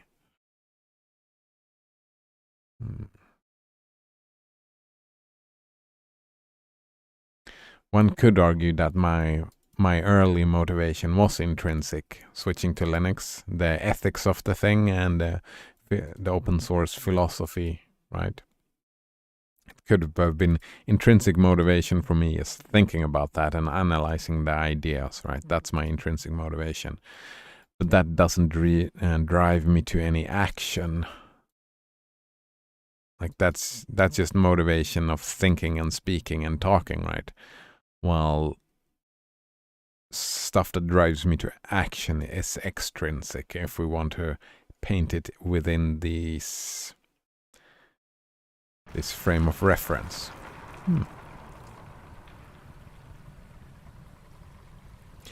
Node Runner says, if you're hungry, that's extrinsic, right? Oof. I mean, it has to be, right? Hunger. It has to be considered extrinsic within that frame of reference. You didn't decide you were hungry. It was something that happened to you and influenced your decision to eat. Yeah. Intrinsic is, I'm eating because I like eating. That's intrinsic motivation, right? Like a lot of... Well, no, I was gonna say that a lot of fat people has a lot of intrinsic rewards, but I don't think that's it. I think people are... I'm not talking about everybody, but a lot of people who are overweight. I think it's maybe a compulsion, maybe an addiction.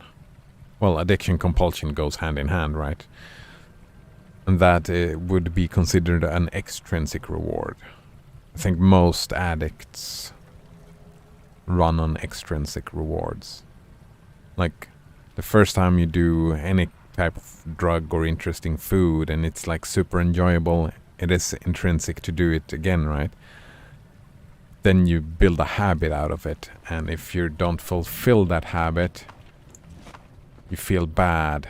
And also, I mean, yeah, a lot of addiction is extrinsic rewards, which actually I have been described to have an addictive personality. Checks out with the extrinsic motivation then.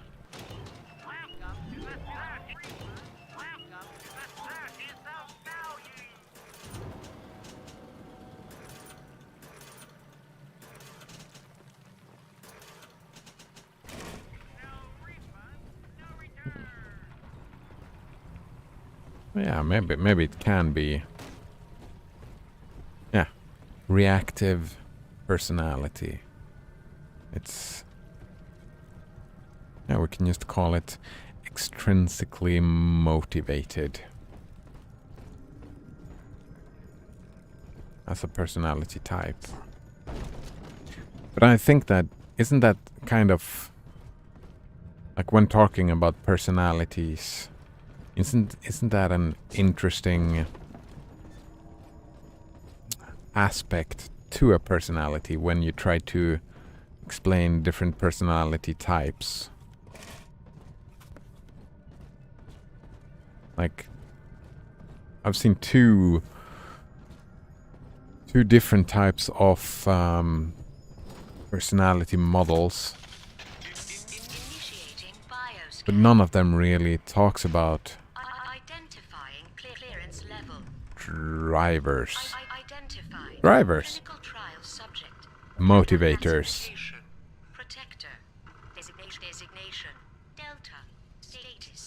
Something like that. Updating status. Please stand by.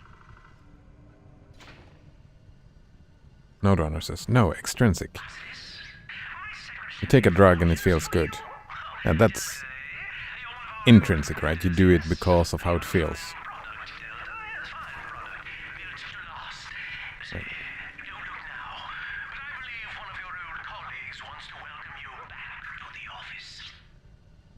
This dude is just spouting nonsense. Alright, let's see here.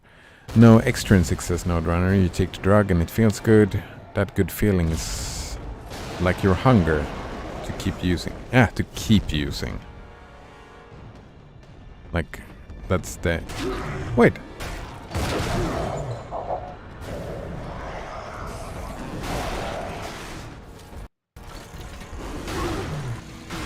Like, that was what I was saying, right?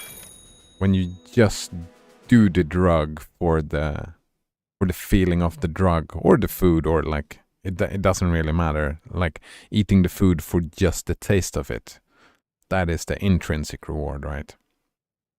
The extrinsic reward is the urge to do it again, that building, that addiction kind of thing. I think we're saying the same thing. That good feeling is like hunger. No, the hunger is not the good feeling. The good feeling happens when you're eating, when you're taking the drug. The hunger itself is a completely different feeling, right? If you take the drugs to alleviate the hunger or the urge to do it again, then that should be an extrinsic idea, right? To keep using the drug before the addiction ever begins. Yeah, the hunger is not there's not an equal sign, like smoke some weed, feel good. That good feeling isn't, I would not equate that to hunger in your example. The hunger comes when that feeling is gone. When that feeling is gone, you might get, not everybody, but you might get a hunger to experience that feeling again. If that makes sense. Node Runner continues. It is complicated though. The initial decision to take the drug has both intrinsic and extrinsic elements. Yeah, and it's individually based, right? Like if you were peer pressured to take a drug, then it was like a lot of extrinsic reward, right? You do it to fit in and all that. If you just want to explore your inner mentality and different states of being, then that's the intrinsic decision, like that's the intrinsic motivation. Node Runner says you might have motivations that you're not even aware of consciously. Yeah. Like if we talk about motivation as drivers, then yes. Like I think we're touching on a discussion that we've had before, that probably most motivations, maybe not most, but a lot of the motivations are subconscious drivers. Like if you smell some sort of hormone, no? What the fuck is it called? Like we're not even aware of, we send out pheromones. Is that what they're called? A person can send out pheromones, not aware of what they're doing. You can smell the pheromones and like, suddenly you're super into that person over there. You really want to bang that person. And that's not, like it doesn't necessarily have to happen consciously. It just happens to you, right? So I'm guessing that unconscious motivations, they happen to you. Yeah, it becomes complicated. Becomes complicated really quick.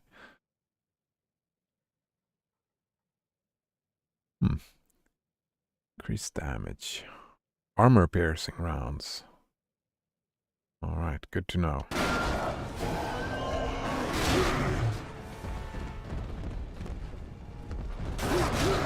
Oh, here we got the Big Daddy thing.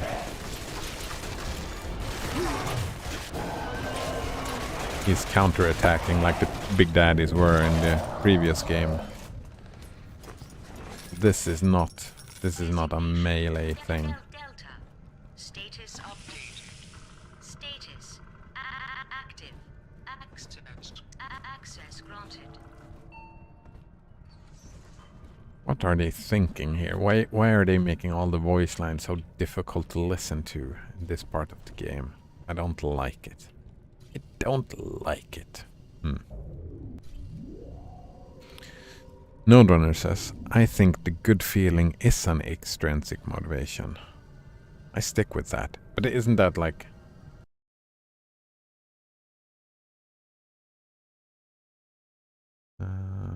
intrinsic motivation has been... intrinsic motivation is a behavior that is driven by satisfying internal rewards.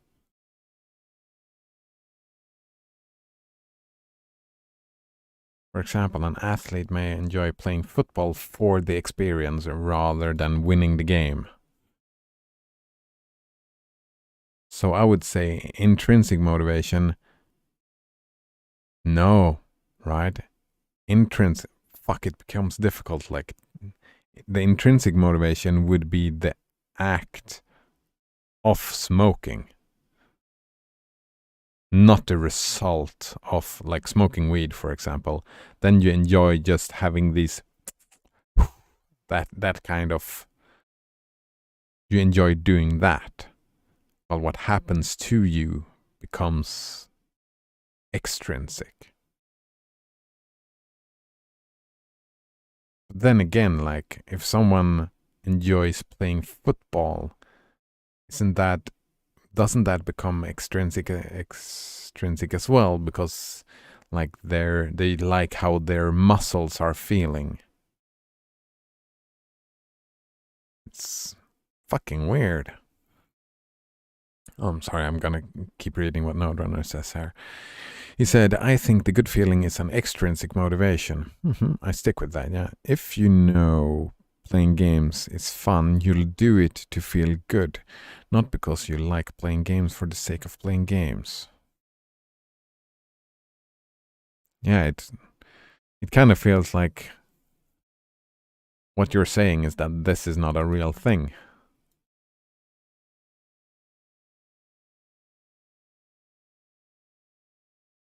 from the point of view that you're saying, like, nothing can be intrinsic motivation, right?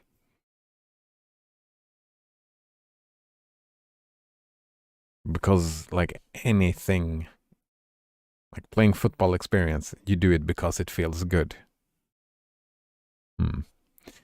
But hunger is satisfying an internal reward. Says you don't get an award for eating a meal.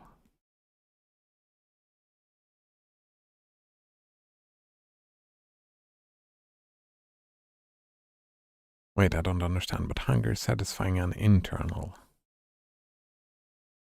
But that internal reward is a good feeling, just like smoking weed is a good feeling. Feeling full with food is a good feeling, right?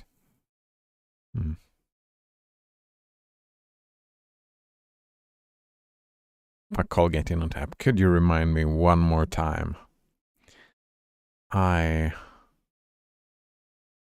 Something recall? If I remember correctly. Recall was in there, but it's remember, if I remember correctly. We've discussed something similar to this. Not this specifically, I don't think. But my memory is shot as well, so maybe we did. Unless it's an eating contest and you're eating to win an award. That's extrinsic by this definition. All right. But then again, like, if you're eating to win an award, let's say that, an eating contest, being an extrinsic motivation, just eating food because you enjoy eating food is intrinsic motivation. But then, like, if you take that viewpoint, then doing drugs has to be intrinsically motivated as well. Like, if you smoke weed because you enjoy the feeling you get, then that would be intrinsic. I think the good feeling is, but Node Runner, you said that the good feeling is an extrinsic motivation. But if good feeling is extrinsic motivation, then eating food is also extrinsically motivated because it feels good to eat. I feel like I'm misunderstanding something. If I remember correctly. Maybe I'll remember it the next time IIRC. Don't you think I'll get in on tap? If I remember correctly. Maybe I'll remember it the next time.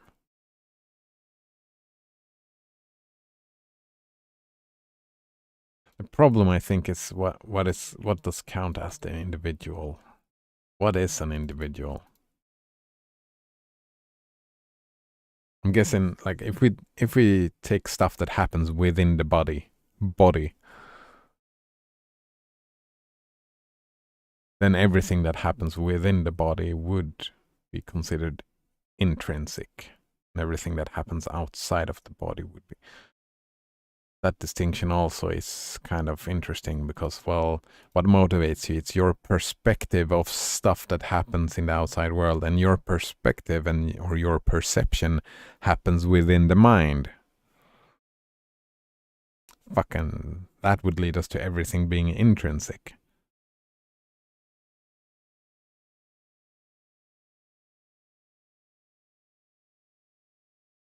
These types of, fuck, what the fuck do they mean? What do they mean? How do they work? I don't understand. Maybe I should read some more. See what they say about it instead of just talking about it, I suppose.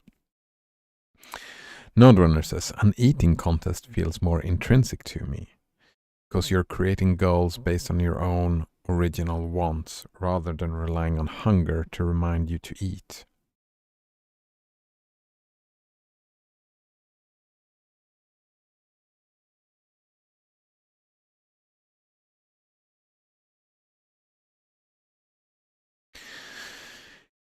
Intrinsic, so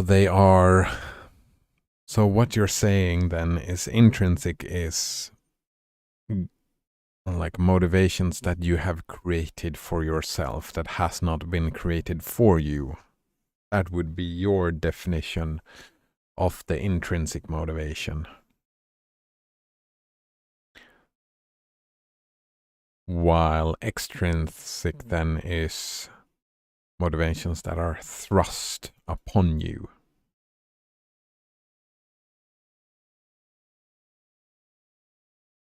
If that makes sense. So, hunger is not of your creation. Unless it is. Because hunger is just in the mind.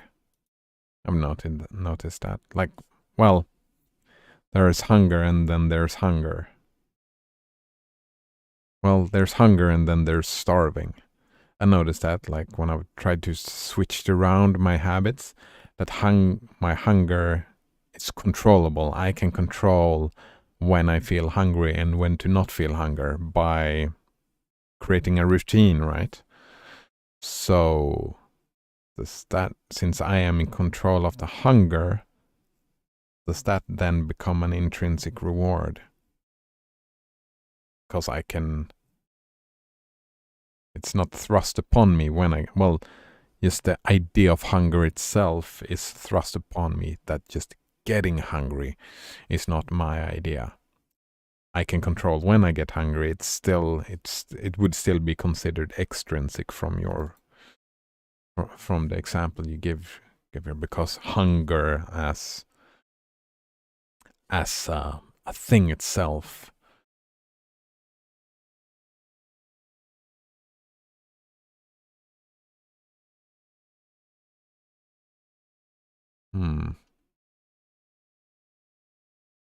So, an eating contest then, which we do because you're creating goals based on your own original wants.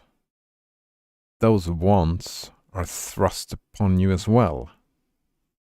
Right? It doesn't matter what they are based on. They are thrust upon you as well, aren't they?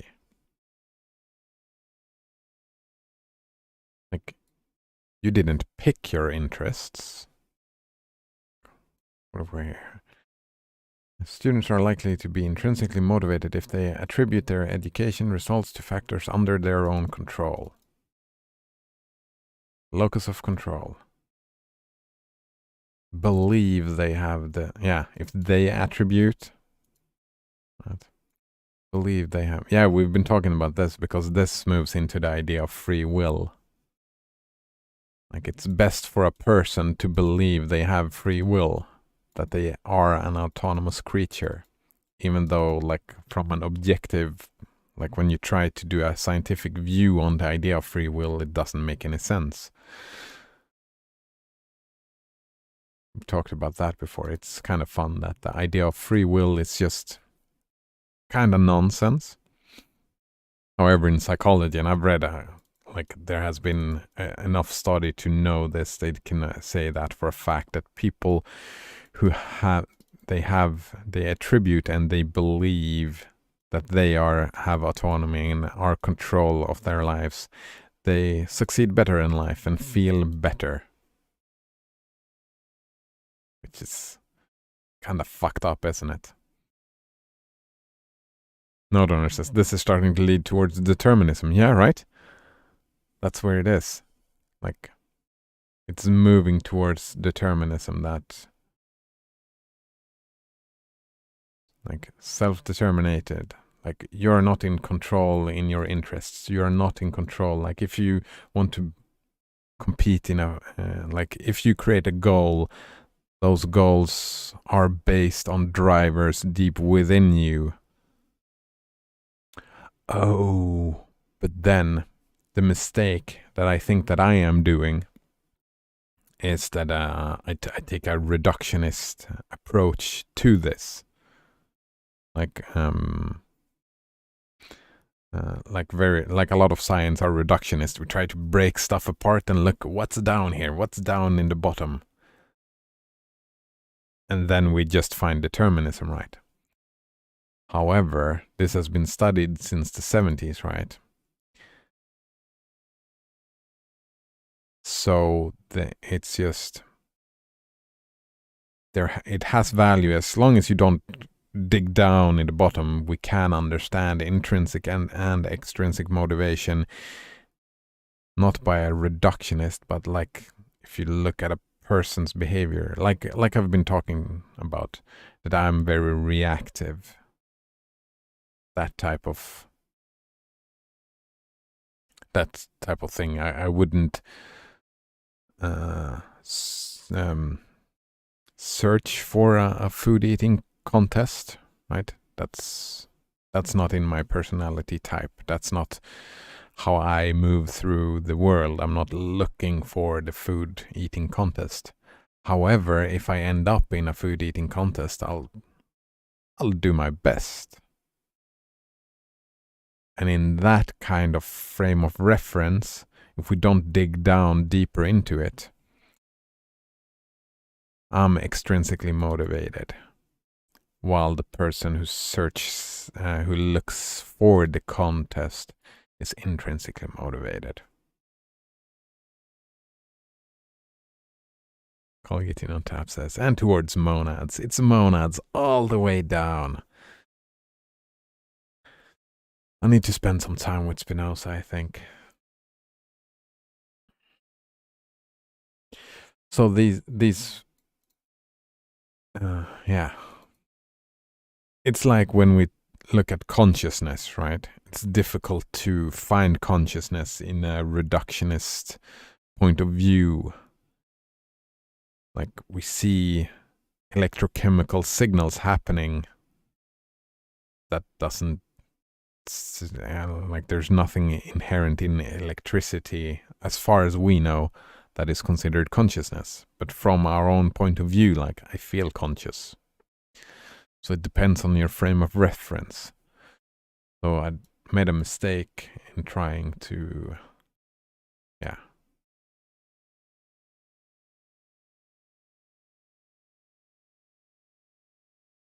Infinite regressions.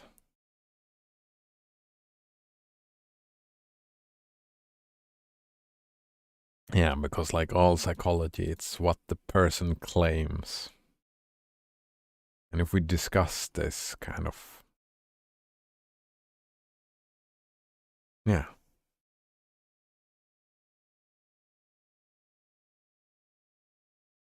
So then extrinsic motivation probably works out, right?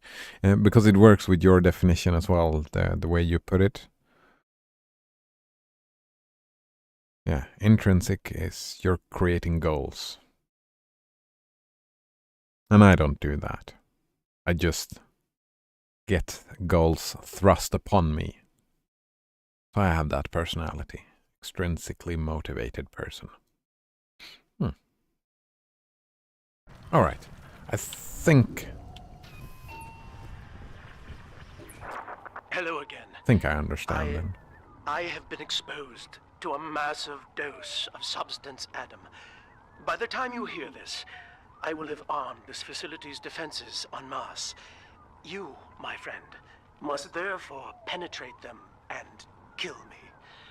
Please believe that if I could have done it myself... and on that cheery note, you may use the diary lying near this screen to bypass the Vogel print locks ahead and enter the security office.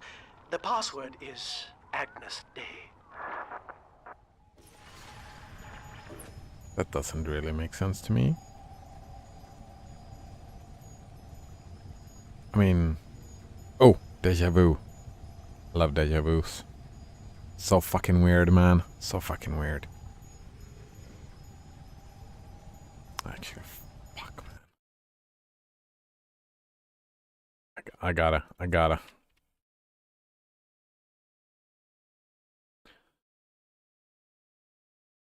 gotta read this again. Monad from Greek. Something, monas. Refers to in...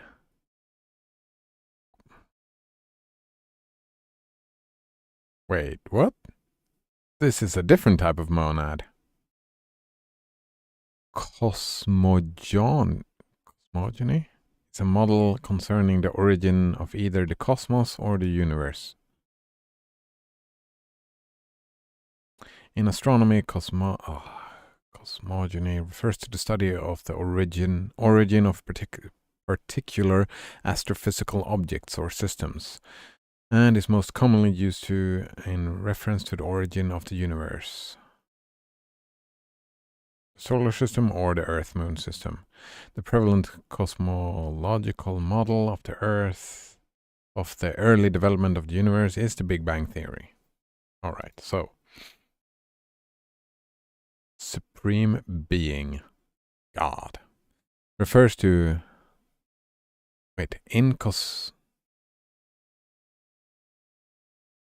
or the totality of things. The concept was reportedly conceived by the Pythagoreans and may refer to variously to a single source acting alone, or to an indivisible origin, or to both. The concept was later adopted by other philosophers such as Leibniz, who referred to the monad as an elementary particle. It had a geometric counterpart which was debated and discussed contemporaneously by the same group of people.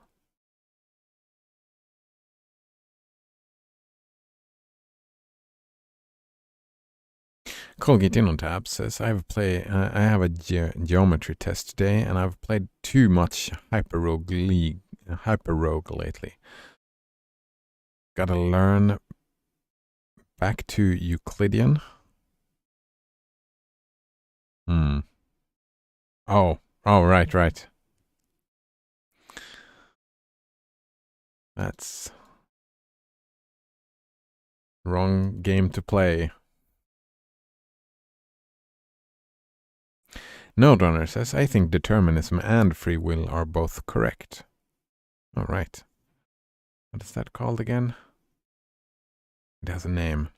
If we could monitor and understand all elements of the mind, we could see the Rube Goldberg machine. The Rube Goldberg machine, I don't know what that is. That results in our decisions. However, we can't, so we act as though we have free will, because from our perspective, we practically do. From our perspective. Hyperrogue is fun, and it's free and open source. We've talked about that before, though. Wait. No? Hyperrogue. I don't think we've talked about that.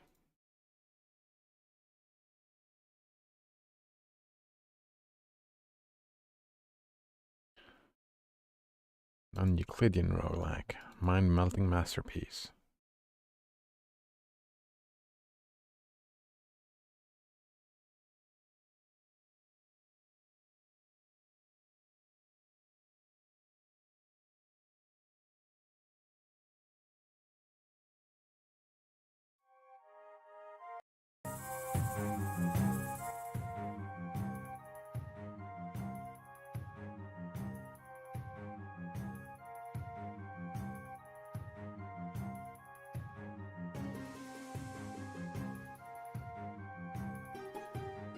All right. But that's not... oh, never mind. All right, I need to know what a Goldberg... what was it called? The Rube Goldberg machine. No. Here we go, Wikipedia. The Rube Goldberg machine, named after American cartoonist Rube Goldberg, is a chain reaction type machine or contraption intentionally designed to perform a simple task in an indirect and overly complicated way. Usually these machines consist of a series of simple, unrelated devices. The actions... So your assumption is that we work as Rube Goldberg machines.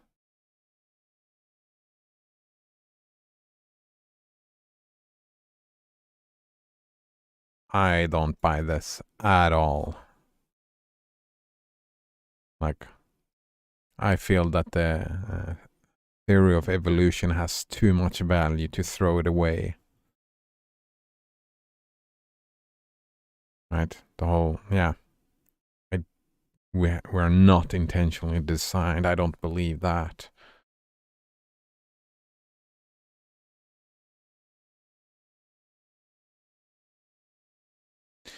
Node Runner says, I want to make a 3D game with non-Euclidean geometry. Yeah, looked like a kind of fun idea. Unique starting out point. And I do like unique kind of things. Is this I'm guessing me getting stuck on this is not what you meant, Node Runner, because I have the feeling that you like the theory of evolution as well.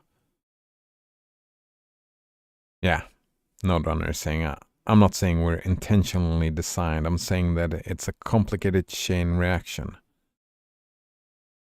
Yeah, you're like, it emerged. You come from like the idea that consciousness emerges, right?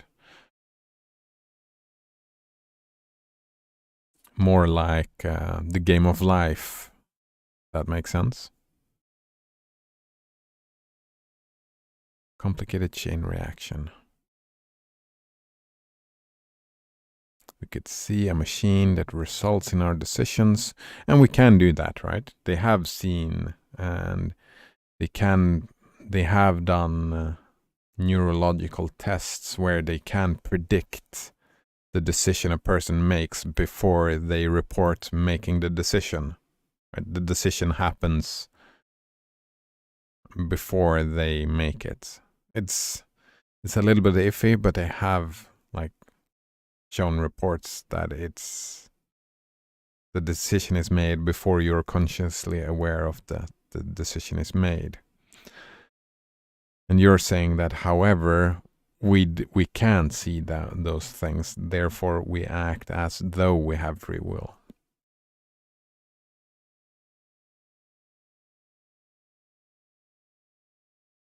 So we act as though we have free will because from our perspective we practically do.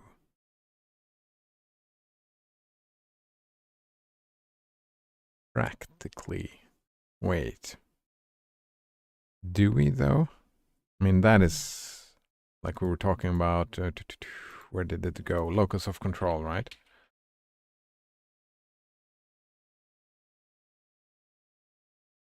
Locus of control is the degree to which people believe that they, as opposed to external forces beyond their influence, have control over the outcome of events in their lives. Right? So, from our perspective, that's not the case. From your personal perspective, you might have a high degree of locus of control, while somebody else might have a very low degree of locus of control. That's not a given. From our perspective, it's not a given that we feel like we have free will. Some people do, some people don't.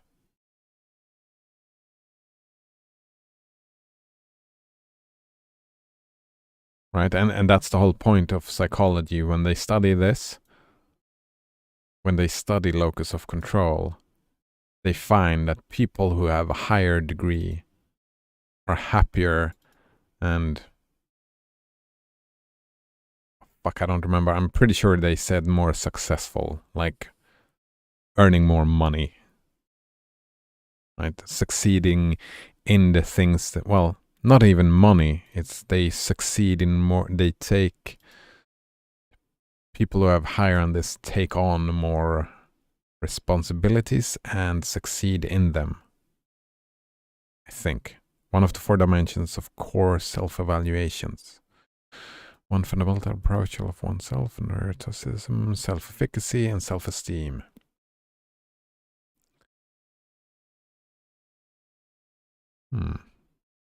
So for some people, they act as if they have free will. because from their perspective, they have the feeling that they do, but other people don't have that feeling, so they don't. So I mean, you can talk about determinism and free will and them as both being correct, but not within the same frame of reference. Like determinism, that is a frame of reference that's aiming for objectivism. Like it's a scientific approach to trying to explain philosophical and trying to explain that the world that we inhabit. While free will, you can talk about free will in this kind of sense, that you're talking about people's person's experience of life. But that's two completely different frames of reference. You're talking about two different parts of reality. And you're talking about the two different Kantian views of reality, right? You have the noumenon and the phenomenon, right? I think that's the terms, where noumenon is the thing in itself, right? And in the thing in itself, as far as we understand, it works deterministically. While the phenomenon, it's our experience and our perception of the thing itself and our internal world. In that, there can exist free will, just like there can exist unicorns and God and whatnot. Right, and I'm not saying that it's less real. Of course it's real. Like God is, from that point of view, God is obviously real. One could argue that he's real and more powerful than me. There are churches fucking everywhere. How many buildings are built in my name? Not a lot, eh? So that reality has a true impact, yes. But it's two different frame of references. So I would, if that is what you're saying, then I would probably agree with you, saying that both determinism and free will both explain, they have value in explaining reality. It's just different aspects of reality that they are explaining. And I'm one of the people who tend to move towards the noumenon explanations of reality. That is like my personal preference to look at those. So if I get stuck in that, that is why, right? Like this monad. This is not...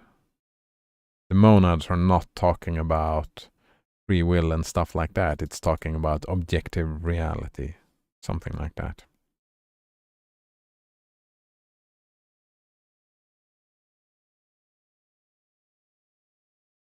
Node Runner is talking about the chain reaction again. The chain reaction goes beyond humans. It's since the Big Bang. Yeah, the Big Bang started a chain reaction. That's the view a lot of people take of objective reality, right? That's where we came. When pressing this, we came to Big Bang, right? That is the prime mover, a lot of people see it as. I don't have enough understanding to make that judgment, though. I believe everything today and in the future could be determined from the creation of the universe. Yeah. I'm kind of a hardline determinist as well, I think. I'm not sure I would... it's probably a chain reaction. I haven't thought about it in those terms. The future could be determined from the creation of the universe. It's just too complex. Yeah. Well, you cannot determine it, but you could predict, is what I think you meant to say, that you believe anything in the future could be predicted if you had all the knowledge, but it's impossible to have all the knowledge. Like, completely impossible to have all the knowledge. It's not happening. So it's not even complex. It is impossible to know everything. But from my perspective, I have free will, and I will make the decisions with my free will. Yes, exactly. I agree with that. That is exactly what I was trying to say as well.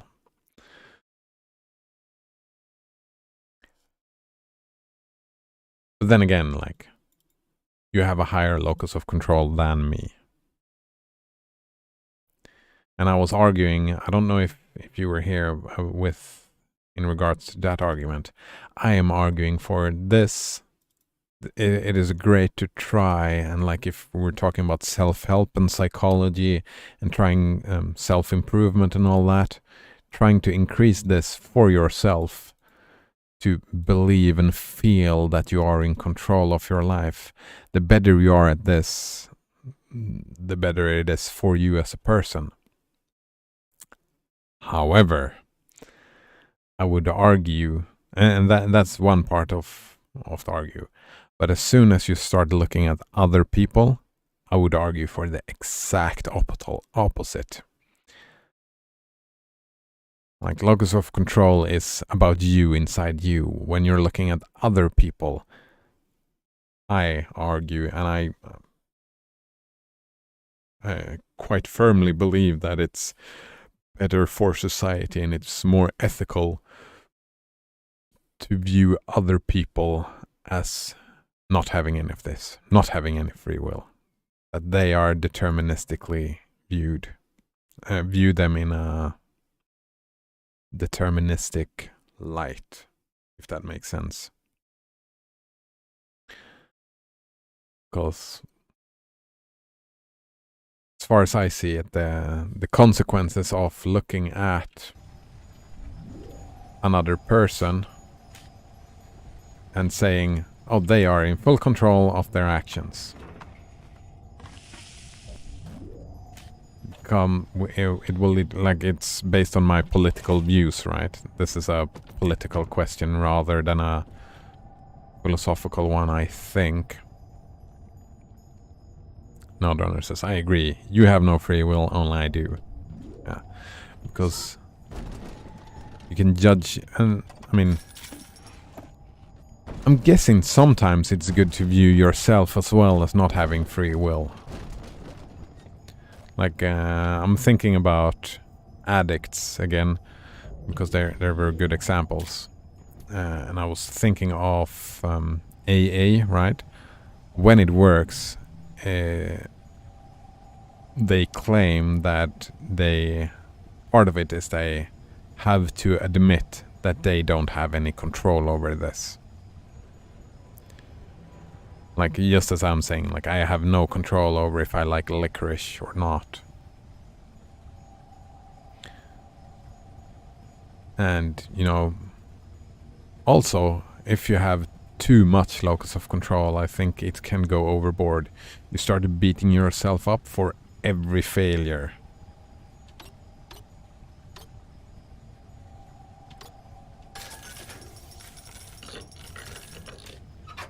Right, and that's not good for your mental health if you start beating yourself up. Like, if you fail something, and if you don't, like, no, if you get bad consequences of, if something bad happens to you, there we go. If something bad happens to you, if you have too high locus of control, then you will start blaming yourself for it.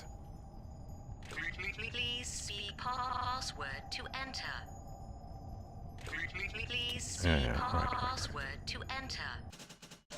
Save. And that's the same idea I have about the politics, about viewing other people as not being in control. It's because you start blaming them for their actions. Hello again. I have been exposed to a massive dose of substance Adam. By the time you hear this, I will have armed this facility's defenses en masse. You, my friend, must therefore penetrate them and kill me.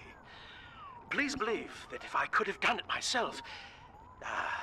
and on that cheery note, you may use the diary lying near this screen to bypass the vocal print locks ahead and enter the security office. The password is Agnes Day. Wait, was that not it? I was sure, I played him saying Agnes Day. Like we picked it up. Oh. Agnes Day. Please see password to enter. Agnes Day. Here we go. Node runner says. Oh. Welcome. Gil Alexander. I heard that. My likeness is company property, Delta, just like you are. Don't make me strip you for parts, Milado. Milado. Node runner said, if you think of addicts as having a mental illness, they do not have free will. It's the same as we wouldn't prosecute an insane criminal, the same as a criminal who knew exactly what they were doing.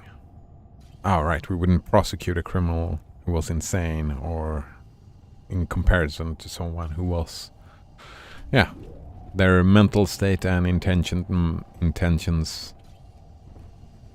matters. And I'm of the political view that since I'm a hardline determinist, right? Any criminal activity has its explanations. Looking at the world that way. So, punishment, I mean, I'm not saying that we shouldn't punish people. Of course we should punish people. That's about the victims, right? It's about their revenge. And I'm happy about them having their revenge. That makes sense to me. Letting people have their revenge, the victims. That is what the punishment is about. And, I mean, a little bit behavioristic as well, right? A punishment, it helps with in a behavioristic point of view that if you get punished, you're reduce the probability of that behavior again. And I'm fine with that as well. But that is also the point, right? The point of the punishment is not to make the person feel bad. It's about honoring the wishes of the victims and changing the behavior of the person who did the unwanted behavior. Those are the two things. And usually we learn that, yeah, punishment helps a little bit, but there are way better ways to change how people behave. Punishment doesn't necessarily work very well. Colgate Innotab says, I like how the Stoicists do it. I like Stoicism as well. I've read a little bit about it.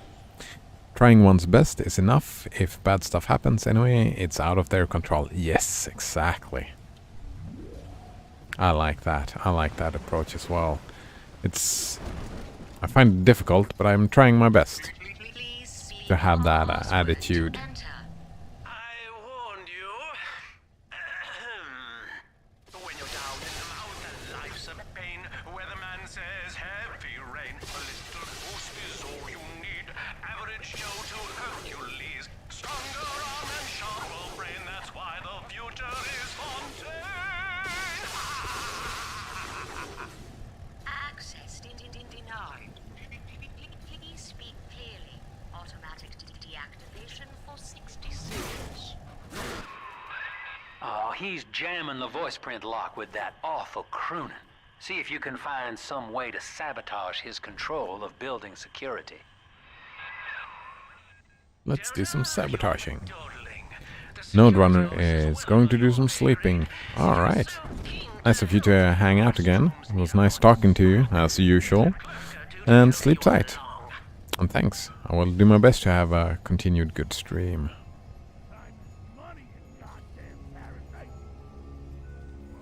And see you next time.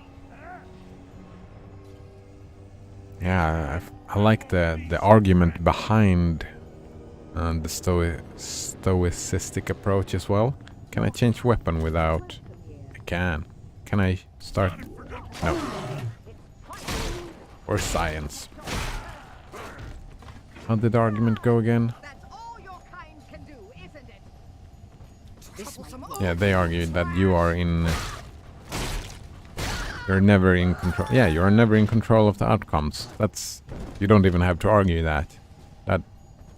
Just that statement in itself. You are not in control of what happens. You are only in control of your own actions. Wait, what happened? How did that happen? Fired! Fired! Fired! That's funny. That is funny. He was fired. He didn't do his job, so we fired him. Oh man. Prison, it seems, was a blessing. Ryan is now dead by his own son's hand. But far more interesting is the program of compulsion bred into his child, coded WYK. It was Would you something kindly? of a verbal trigger phrase, which the boy would obey as an order, unerringly. In a way, this sad thing, this half-man, had escaped the self. Highly intelligent, but devoid of so-called free will, with all its convenient blind spots. What if he had been instructed to uphold the common good? What if he were a volunteer? Alright, common good. Like, common good, what even is that? You're being silly, lamb. You're being silly indeed.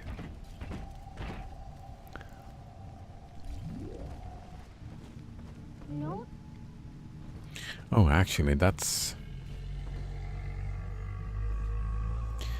Isn't the stoicistic approach then to try to be more intrinsically motivated? No, I want to play. Like, since extrinsically motivated, you're motivated by things that are outside of your control.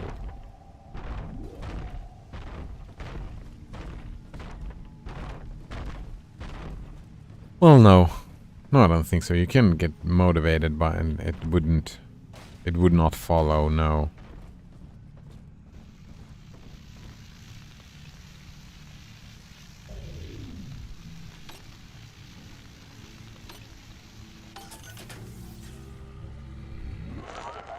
I designed that device, Delta. Oh?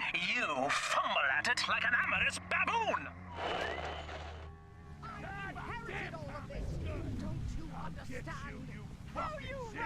No, I got to keep it. Colgate did not have says, I think so. No, I would kind of disagree. I would say that the one does not follow from the other. Like, your motivations, like, motivation is driving your actions, right? And you are in control of your actions. Where the motivation comes from doesn't matter. It's just if you expect results. It's about the results, right? Expecting results. I mean, I see myself as extrinsically motivated, but I don't expect any results, do I? Well, a little bit, I suppose.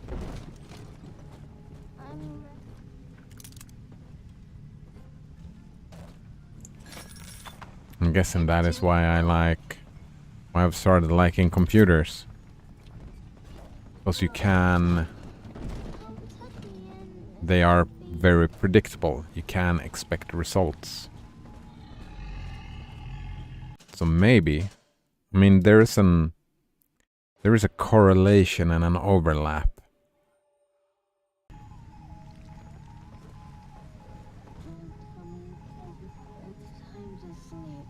But then again, I'm pretty sure that, like, intrinsically motivated,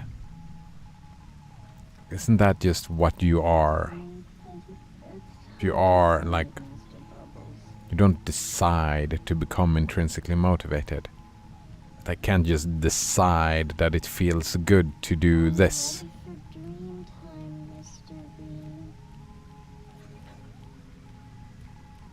Colgate In on Tap says, I think motivation requires expectation for results. Yeah, that's what we talked about earlier, right? Where are they? Like, extrinsic motivation is when you try to, and the harder, wait, let's see here. Extrinsic motivation comes from influences outside the individual. Like something happens to you and that motivates you to do something. The harder the question to carry out and continue to push with persistence. Usually, extrinsic motivation is used to attain outcomes. Usually, but not always. Used to attain outcomes that a person wouldn't get from extrinsic motivation. Oftentimes, yeah, that's why I said that's the way I felt about it as well. I'm trying to come up with an example that where it doesn't care about the results.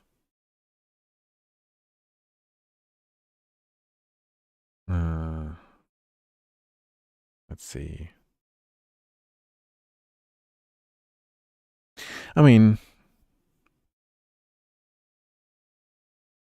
how do I exemplify that?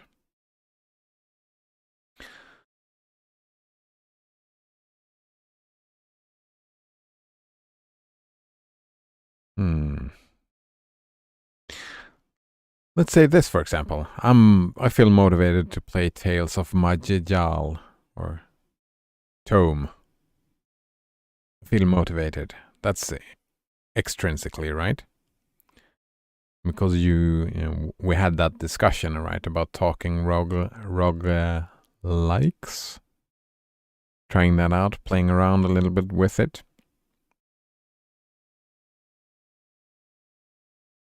Extrinsically motivated. But I don't expect any results from it. I mean, I expect that it's gotta start working, but I don't expect any intrinsic rewards or extrinsic rewards from playing it. It's just... That makes sense? So I don't think of any results. I don't expect any results from playing the specific game. But I'm still extrinsically motivated. And I mean, a little bit intrinsic motivation as well, right? But that would be any game. Like any game I have... That specific game was the...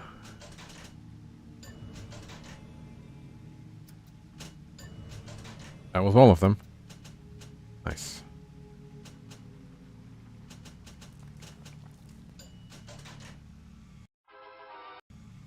Oh fuck.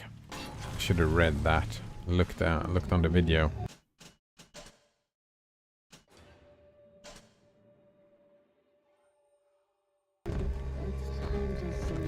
So, but the whole point, yeah, right.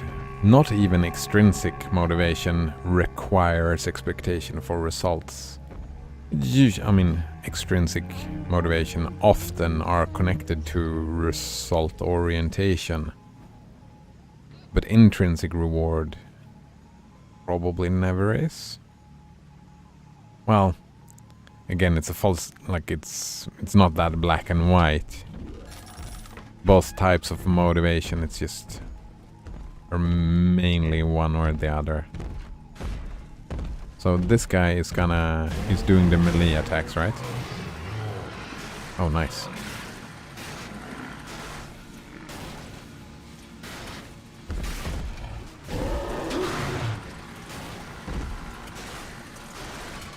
Oh, holy shit.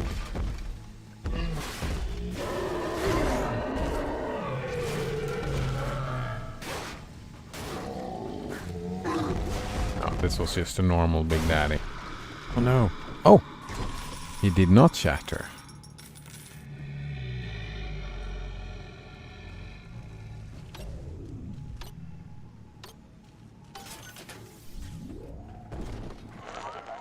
Yes, congratulations.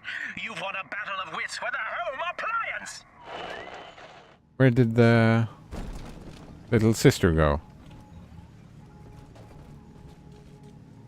She's not here anymore. Hmm.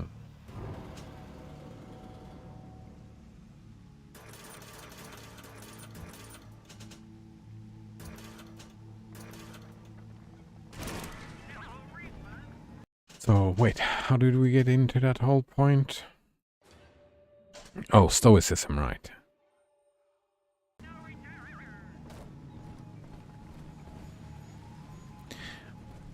Yeah. Just like you're not in control of the results, you can be result oriented, right? And try your best. But just the same way, you are not in control of your motivation. Right? So the stoicist approach would probably be accept your motivational type, the way you are motivated, and try to live by that type of motivation. Wouldn't that be the stoicist approach? I think. It's where, at least that is where I would end up trying to take a stoicistic perspective. Looks upon the world, saying, all of this is mine, and by force or guile, he makes it so. To the tyrant, the whole of creation is held in the relative. Sun and moon revolve for him alone. For the tyrant, even justice is whimsy. He alone is fit to weigh, to measure, and to cut. She's talking about herself, right?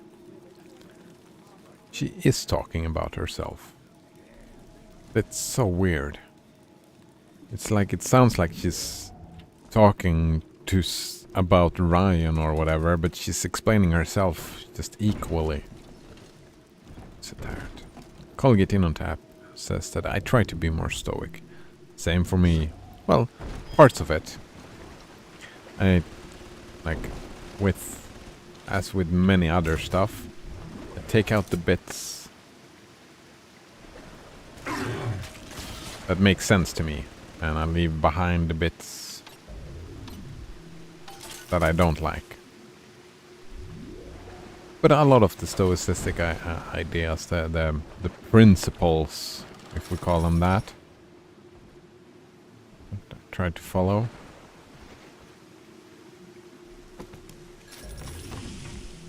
It's similar to CBT, cognitive behavioral therapy. Stoicism, it has a similar kind of approach. Distance yourself from the results would be the cognitive behavioral approach, right? And that is, like, functionally, that's what you're trying to do as a stoic as well. Stuff are not in your control, therefore try to not feel too bad about it. And how do you do that? You distance yourself by saying, well, it's not in my control. Something like that.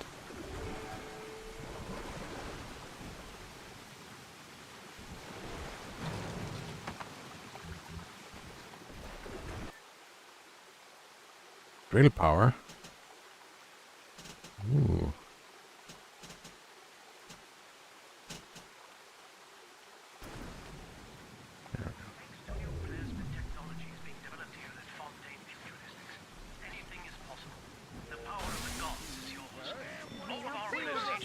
Oh, don't worry, darling.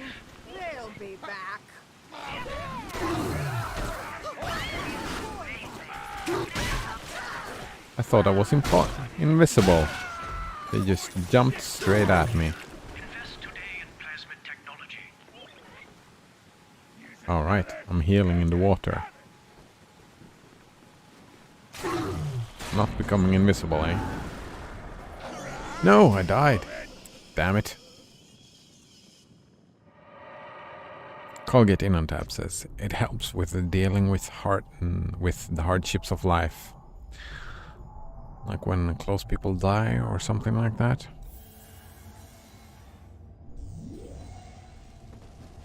Oh, interesting perspective.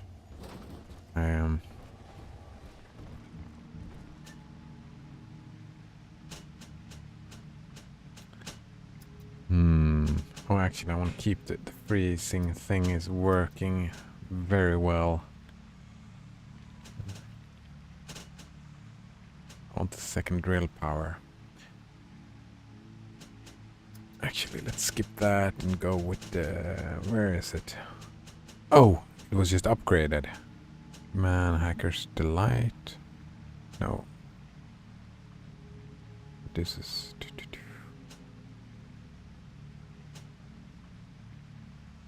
Let's keep... Please don't crash. Please don't crash.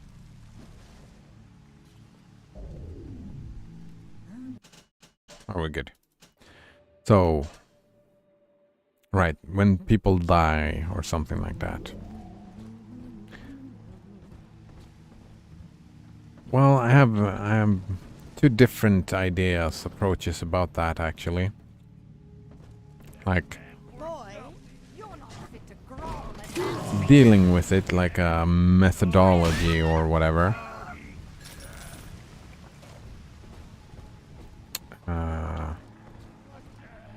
I can see the value in distancing and saying you don't have control, like as a methodology to help you grieve. However, I would also argue that overusing that methodology is maladaptive. Like part of, I mean, maybe still. Now I'm just thinking about cognitive behavioral therapy. I think because I'm guessing that the stoicists would agree with me that, yeah, right, you're in control. Well, your own emotions comes from within. But still, you need to face those emotions. I'm not sure if the stoicists were big on that, facing your emotions. Like, having a methodology that just stops you from grieving is maladaptive in that that's a need we have. We need to grieve. Like, I really like now, my father's dog died like 2 weeks ago now, is it? And he was at the veterinary a couple of days ago and picked up the urn. Now the urn, we have an urn in the living room, right? So I like going to lunch with them and just spending some time just looking at the urn and thinking about the dog, you know, and just grieving, feeling the emotions. And at other times, I can distance myself from it, but you know, just doing one or the other. This calls everything into question. Even as I record this, I can scarcely believe. Psychiatry has been my continual study to chart consciousness in all its strata. But intelligence does not require introspection.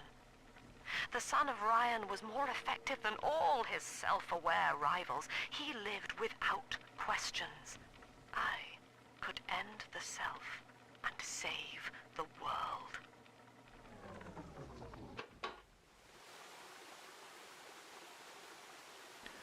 Yeah, that character doesn't check out.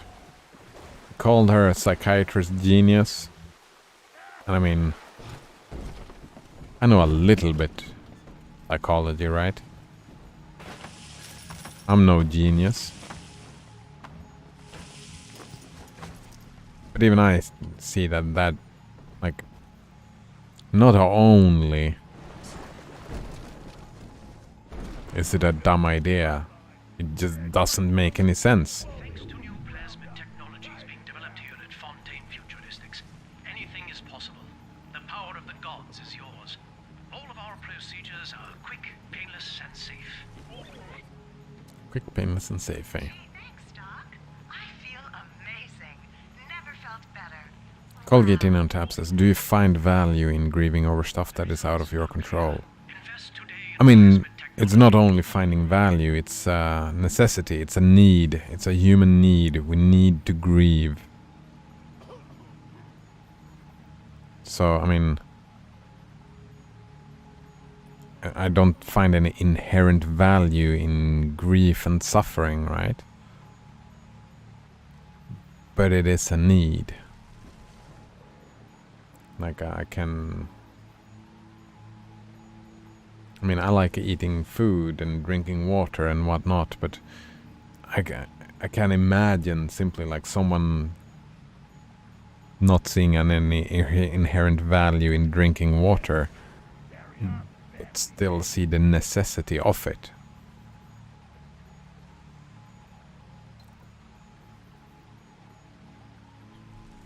And it's that kind of thing. I don't know. Maybe a little catharsis.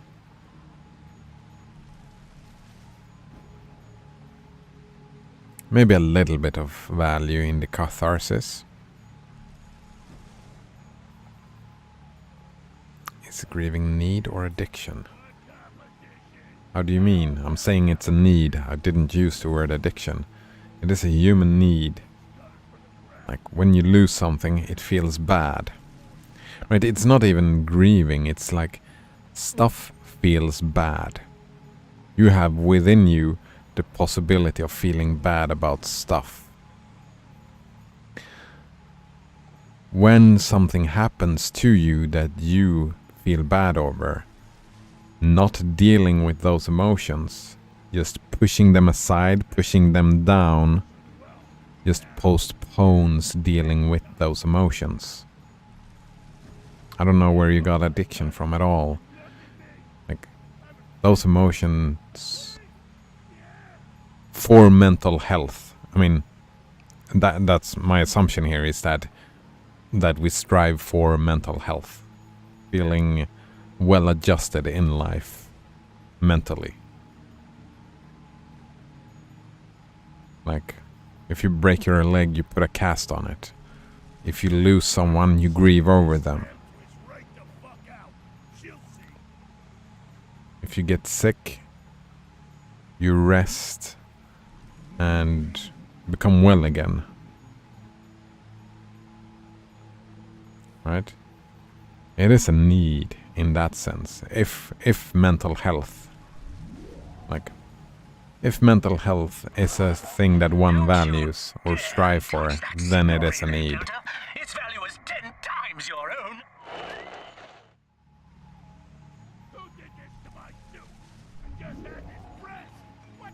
It's like medicine and rest are part of being ill in many ways. Destroyed. I'm very disappointed in you, Delta. Destruction of a Fontaine asset is punishable by summary dismissal. Shall I simplify that for you? Fired! Fired! Fired! Fired. We're fired. Oh, security alert. Can just wait here for 35 seconds. We can even hack them. I wonder if I'm still invisible when I hack them. That's interesting. You assumed they are a necessity for a human, similar to how addicts find their addictions necessary.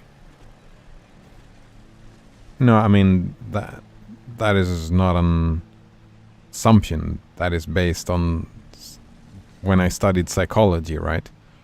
I've studied about mental health and the mental mind. It is a fact that, and it is a fact, if people don't deal with their bad emotions, they stick around. And they make your life worse from a mental health perspective. That's a fact of psychology, right? I mean, yeah, we have assumptions, we do assumptions within psychology, like we do assumptions in all the sciences. Like we have to make some assumptions. And the assumption that I made is that we strive for mental health. That is the assumption I made.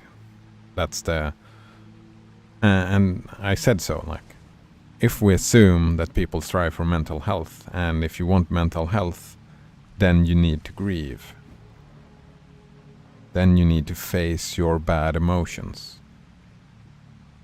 Like, and it's not difficult to argue for either. It's like, they're there for a reason, right? Like, it has evolutionary value, feeling bad. Has evolutionary value. Like, something hurts. Like, if you take physical ailments, if you cut yourself, it hurts. Why does it hurt? To stop you from doing that, right? But you need to feel the hurt. Or your health. And it's the same with mental health. The bad feelings are there. You need to feel them. You need to deal with them. You need to live through them for your mental health. And I mean, sure, there are assumptions baked into that.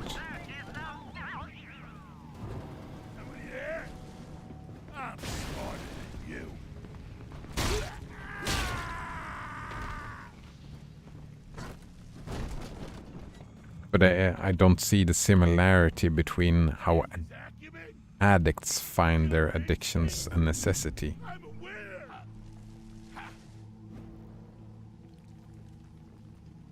Like, people can get addicted to grieving and feeling bad.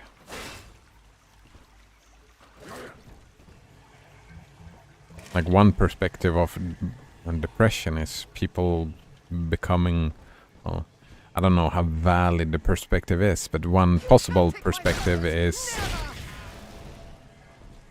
that they have been addicted to feeling sorry for themselves.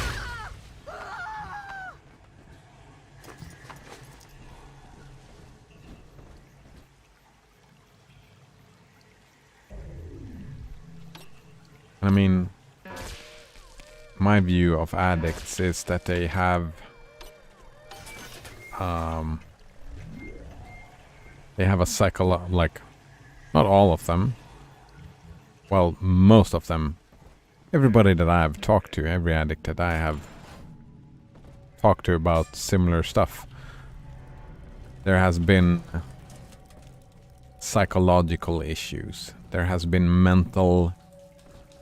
they have been mentally unwell. Part of it being bad emotions that they haven't dealt with. And instead,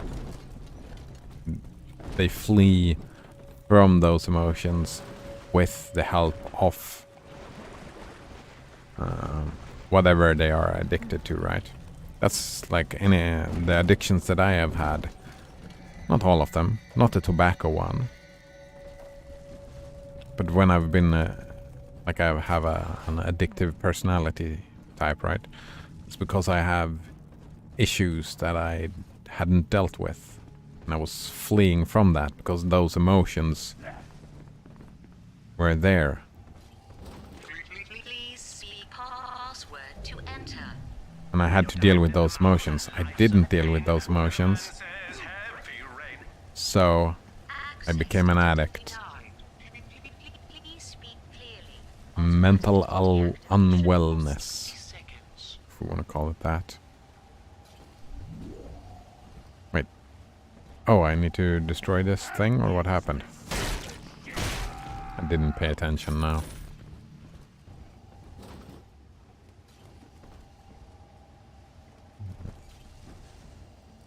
I mean, also from an addict's point of view, if they find their addiction a necessity, like, wait, did I have to destroy the thing? Actually, let's check the hint. Destroy the signal relay, I did that. In front of the bot shutdown machine located in the plasmid. Oh, I need to go to the theater. There's more than one. Didn't pay attention. Like one, I could easily argue for some addicts if they say, "Oh, I need this." Again with the need, there's always when you use the word need, there is hidden implications between the lines, right? So when an addict says that they need that, it could be a life and death question for them, right? For an addict, it could be a life and death question. This is Eleanor Lamb speaking. It's been many years since my last diary. Mother found a way to rehabilitate me psychologically, but she can't remove this thing inside my body. I look in the mirror, and I see a freak. I remember very little. Just an artificial sense of peace and a compulsive hunger for Adam. Artificial sense of Dr. peace. Alexander is trying to help me adjust. He's responsible for part of my condition, but he wants to make amends.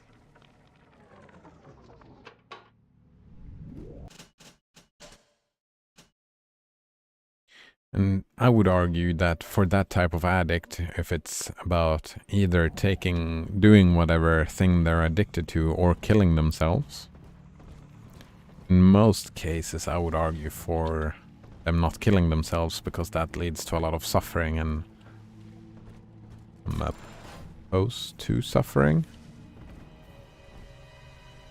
Wait, are those...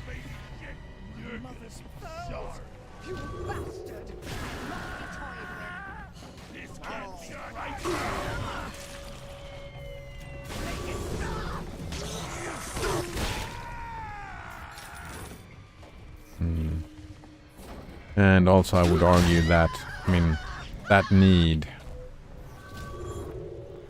as far as I understand, is the need for dealing with whatever happened to them in their lives. I believe that dealing with whatever happened to you in your life, if you're an addict, is a good way. It's a good way to deal with your addiction. Assuming, of course, that the addiction is an issue. And usually it is. Usually it is an issue, right? Oops. What is this? Unstable something? Stable teleport? No. Give it to me. Give it to me. I want it. Move all those dollars. No. Oh. Why? Where? I want it. It sounds great. It sounds great. It's probably in the safe, isn't it?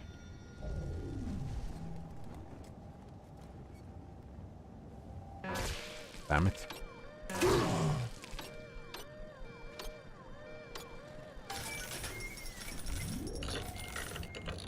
Nope. I wonder if I need to, like, drag it to myself somehow. With the...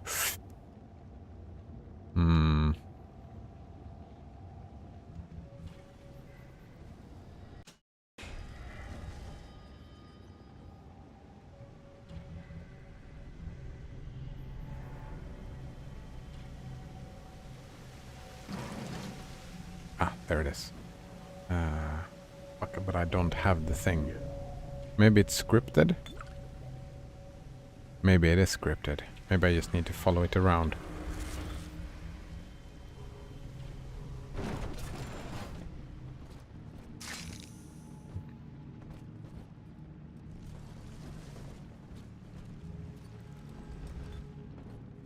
Yeah, it is scripted. I'm sure of it.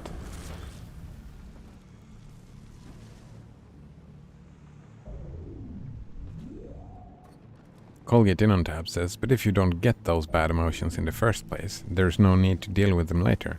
Yeah, of course. If you don't have the bad emotions, then you don't need to deal with them. Of course. But having bad feelings is inevitable in this life. You're gonna have a bad time from time to time. Like, if things go the way they usually do, right? Your parents are gonna die before you, probably. And therefore you will have bad... Well, I mean, I'm assuming most people, like, I don't know, I don't know how common psychopathy is. But like, if you're a psychopath, then maybe you will not have any negative feelings as a response to that. Maybe. I don't know, but as far as I understand, maybe you won't. And if you hate your parents, or something similar, then I would argue then you've had other bad feelings that maybe it's a good idea to deal with. You will have an emotional response. And it's probably won't be a good one. Like a hateful response to your parents dying is also grieving, right? It's a terrible thing. It's like you are not in control what happens, right? Those emotions, it's not your decision to feel bad. It's your decision to how to deal with them.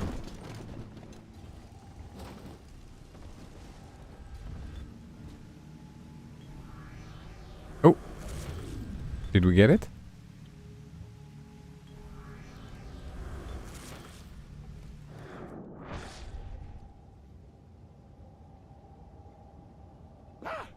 What are you? Help me please. 52. Fuck, what was it? 52 something. What is happening?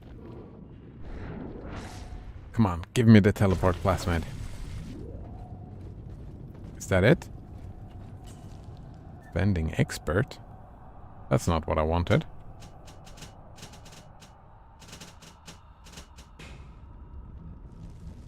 I wanted the unstable teleport.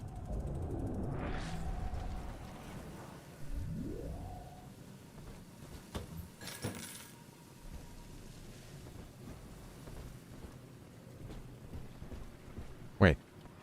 The tyrant has no family, no friends, no Yeah, we heard country, you the first time. only slaves chained in his wake. Was that it? To his fellows, he asks, of what use are you Code? to me? Those who love him are his subjects, for the tyrant accepts only worship or fear.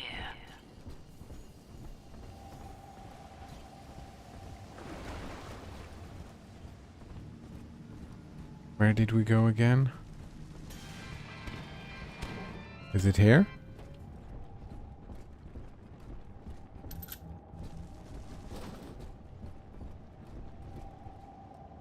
Oh man, if that was just a tease and we don't get to teleport, I'm gonna be sad.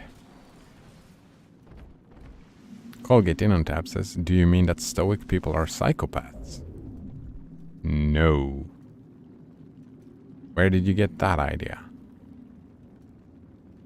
I said that when your parents die, I'm saying that you will have an emotional response to that event. What I was saying was that you will have a negative response to that event.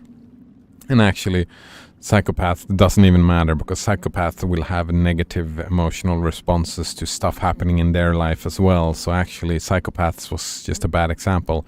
I think any person living will have bad experiences and bad feelings for one reason or another reason.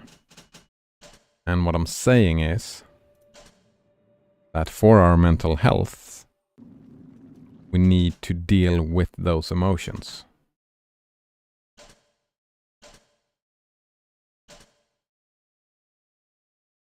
Colgate in on tab says, even Stoics. Of course, Stoics.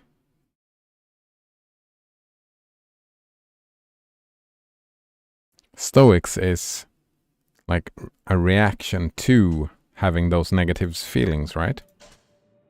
That's the point of the stoicistic approach, is to handle your bad emotions. What do you control? Your actions. So what do you do when you get these terrible feelings, when terrible stuff happens to you? You can't control it, right? It just happens to you. What you can control is your actions and your thoughts, right? That's the stoicist approach. I need to take a break though, because I really need to pee. So I'll be right back.